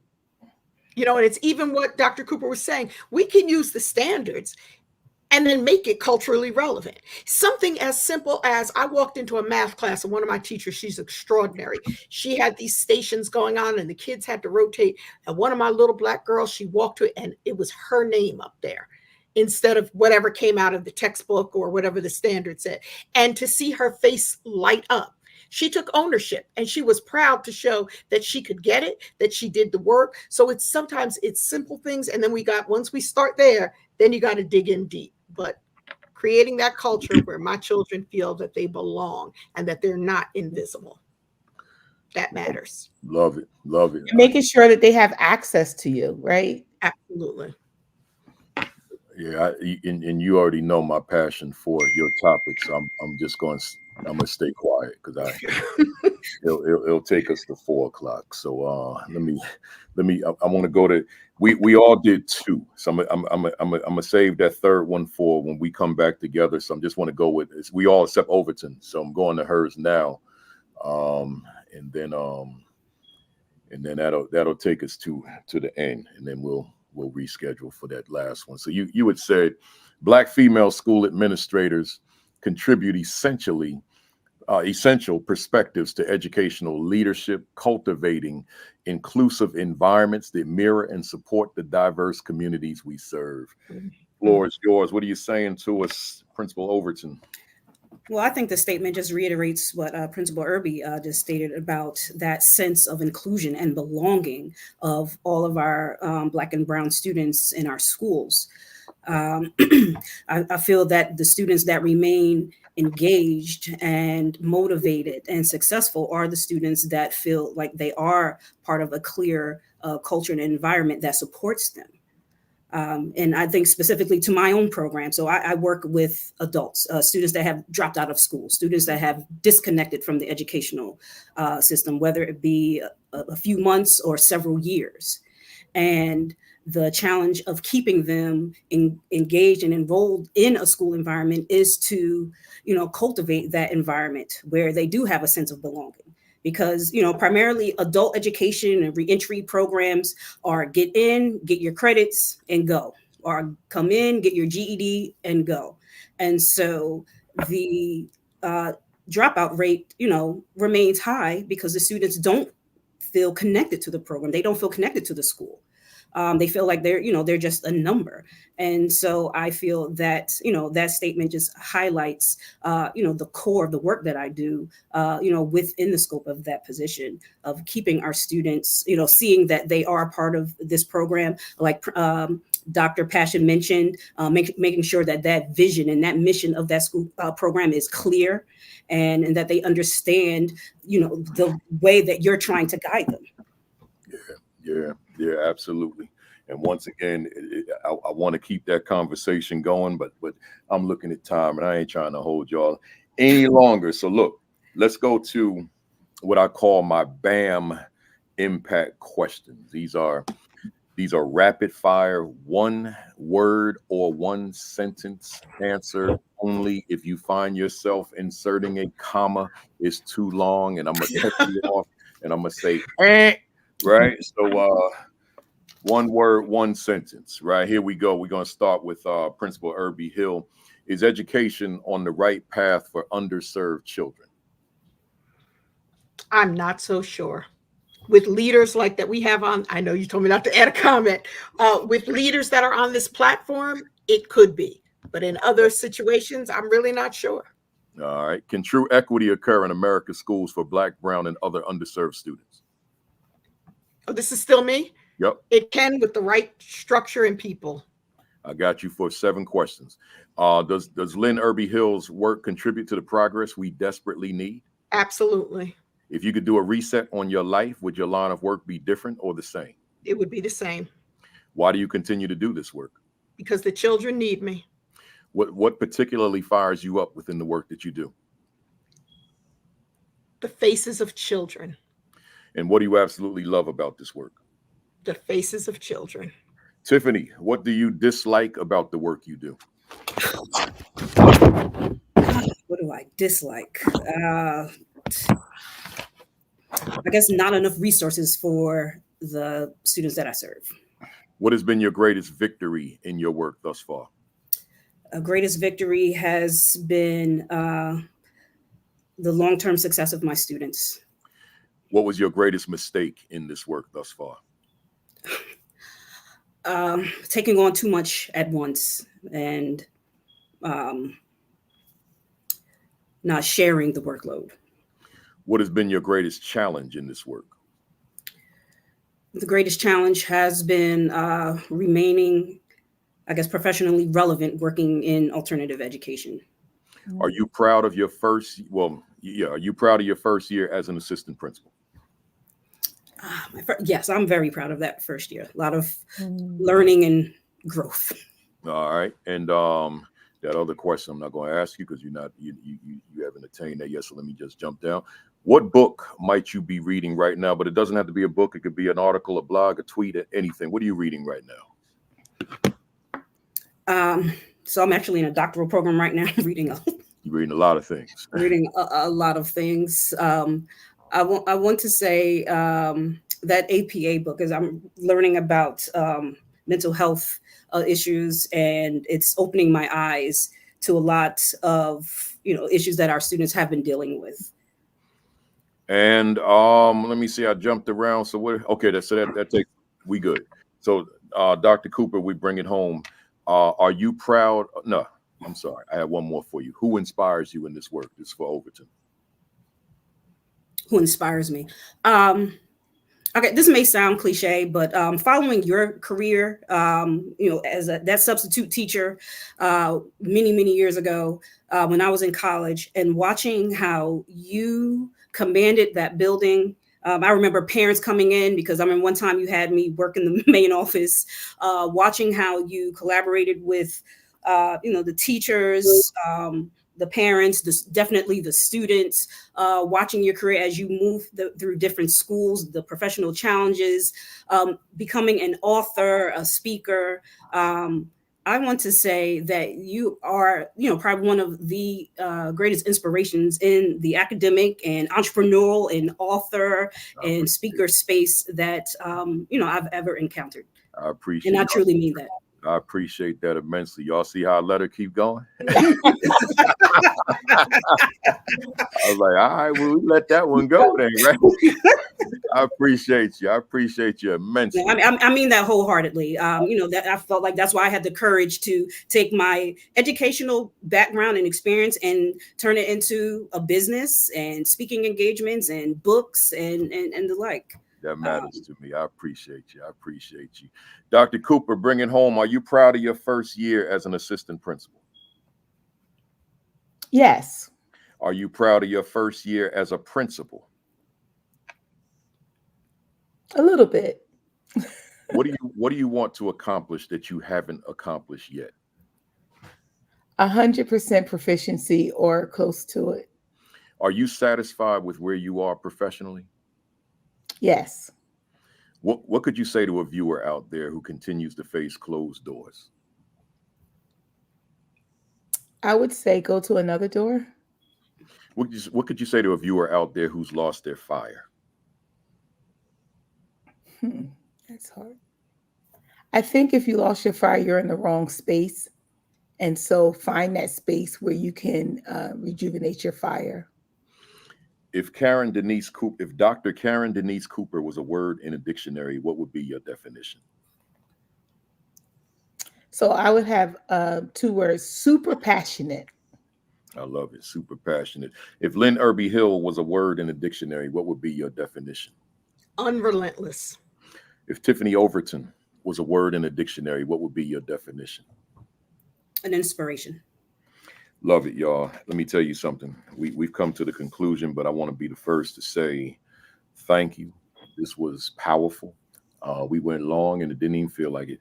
This was great stuff. To the fam out there, you already know, the regular fam, you already know how we applaud our guests, and I see you've already started. But for those of you that don't know, we just send our favorite emojis. Like, give us several of them. Put your emojis in the thread, whatever platform you're watching on, whether it be YouTube, Twitter, Facebook, or LinkedIn. Give us those emojis while I get my emoji right here, my Louisville Slugger, given to me by Jefferson County Schools. And y'all hit it out the park today. Grand slam every time you went to bat, and I appreciate it. And for those of you that may have noticed my shirt today and you say you're not wearing a Negro League shirt, y'all kidding me, man? These some t-shirts I picked up. This doesn't just say Baltimore, it says Baltimore Black Sox, right? So I will never do this platform without rocking some kind of Negro League something. I just don't have a jersey on today, but I mean, Baltimore Black Sox, man, history. I am never going to do this platform without rocking something from the Negro Leagues. I got a lot of shirts up there. I got a lot of jerseys up there. I know it's well over 100, might be close to 200. But yeah, I see those emojis. Keep them coming, keep them coming, keep them coming. I see it. Keep them coming. If it resonated with you, if it was useful for you, if you could use it, if you just enjoyed it, hit us with them emojis, man. Keep it coming, keep it coming. Yeah, Kevin Mason, them black stats, man, they count now. They count. Josh Gibson, the best ever. That's why usually when I pull my bat out, I say I got my Josh Gibson slugger, man. Josh Gibson hit one. For those that don't know, the Negro Leagues use Yankee Stadium and all the major league stadiums when the major league team was on the road. So Josh Gibson hit one not over the fence. Josh Gibson hit one onto the street, right at Yankee Stadium. Yankee Stadium, hit it onto the street.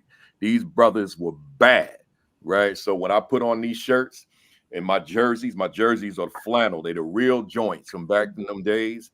I feel like Superman when I put them jerseys on in the morning, because I'm representing some of the greatest baseball players that ever lived. You can talk about Babe Ruth and Lou Gehrig and all them other players, but here's the one thing that they all have in common, and I'll end it on this. They never played against black players. That's right. Right. So we don't know that those records would have been what they were. We don't know that had they faced Satchel Paige throwing a fastball. We don't know if they would have hit that. So you can't look at them records and look at them as being complete because they didn't play against some of the best players that ever played the game. And you see when they merge the statistics, the black man, Josh Gibson, becomes the greatest hitter of all time, right? Just like that, right? So like Kevin Mason said, fake stats, right? Now we starting to see the real deal, and they still got to work on some of them stats, Kevin, because there's some other players, beside the ones that the obvious ones that we need to have a better understanding of that merger as well. But enough of that history, y'all. I always got to drop something. Hey, y'all, how did the folks? I'm sure that there are people on here that want to get in touch with you, because it's unbelievable that even this late, we've been on here almost 3 hours, and I still got 600 real-time people watching. Wow. It's incredible. So let me start with you, Dr. Cooper. If folks want to follow you on social media, if they just want to get in touch with you, want to ask you some questions, what's the best way to link up with you? On Facebook, I'm Dr. Caryn Denise Cooper, all one word. And on Instagram, I am, let me see, Caryn265. Caryn265. Caryn 265. Caryn with a C, y'all, with a Y. Right. So I didn't even know where y'all, I didn't even tag y'all on the mother, because I didn't know where y'all were. I just tagged you on Facebook. Right. So where we at? Principal Irby Hill. I'm only on Facebook. My kids are like, come on, Mom, get with it. Lynn Irby Hill. Yeah. Let me see what DL Ty said. I would like to know where you all will be speaking. Oh, they want to hear y'all speak, All man. right. See? Yeah. So, and I got to tell you before I go to Overton, it's a lot of the folks that come on here, they get speaking engagements from being on here, So, and their books go to #1 on Amazon in whatever category they're in, like administration. It usually happens overnight. If it doesn't go to #1, it at least goes to the top 10. So, there's a lot of power in this platform.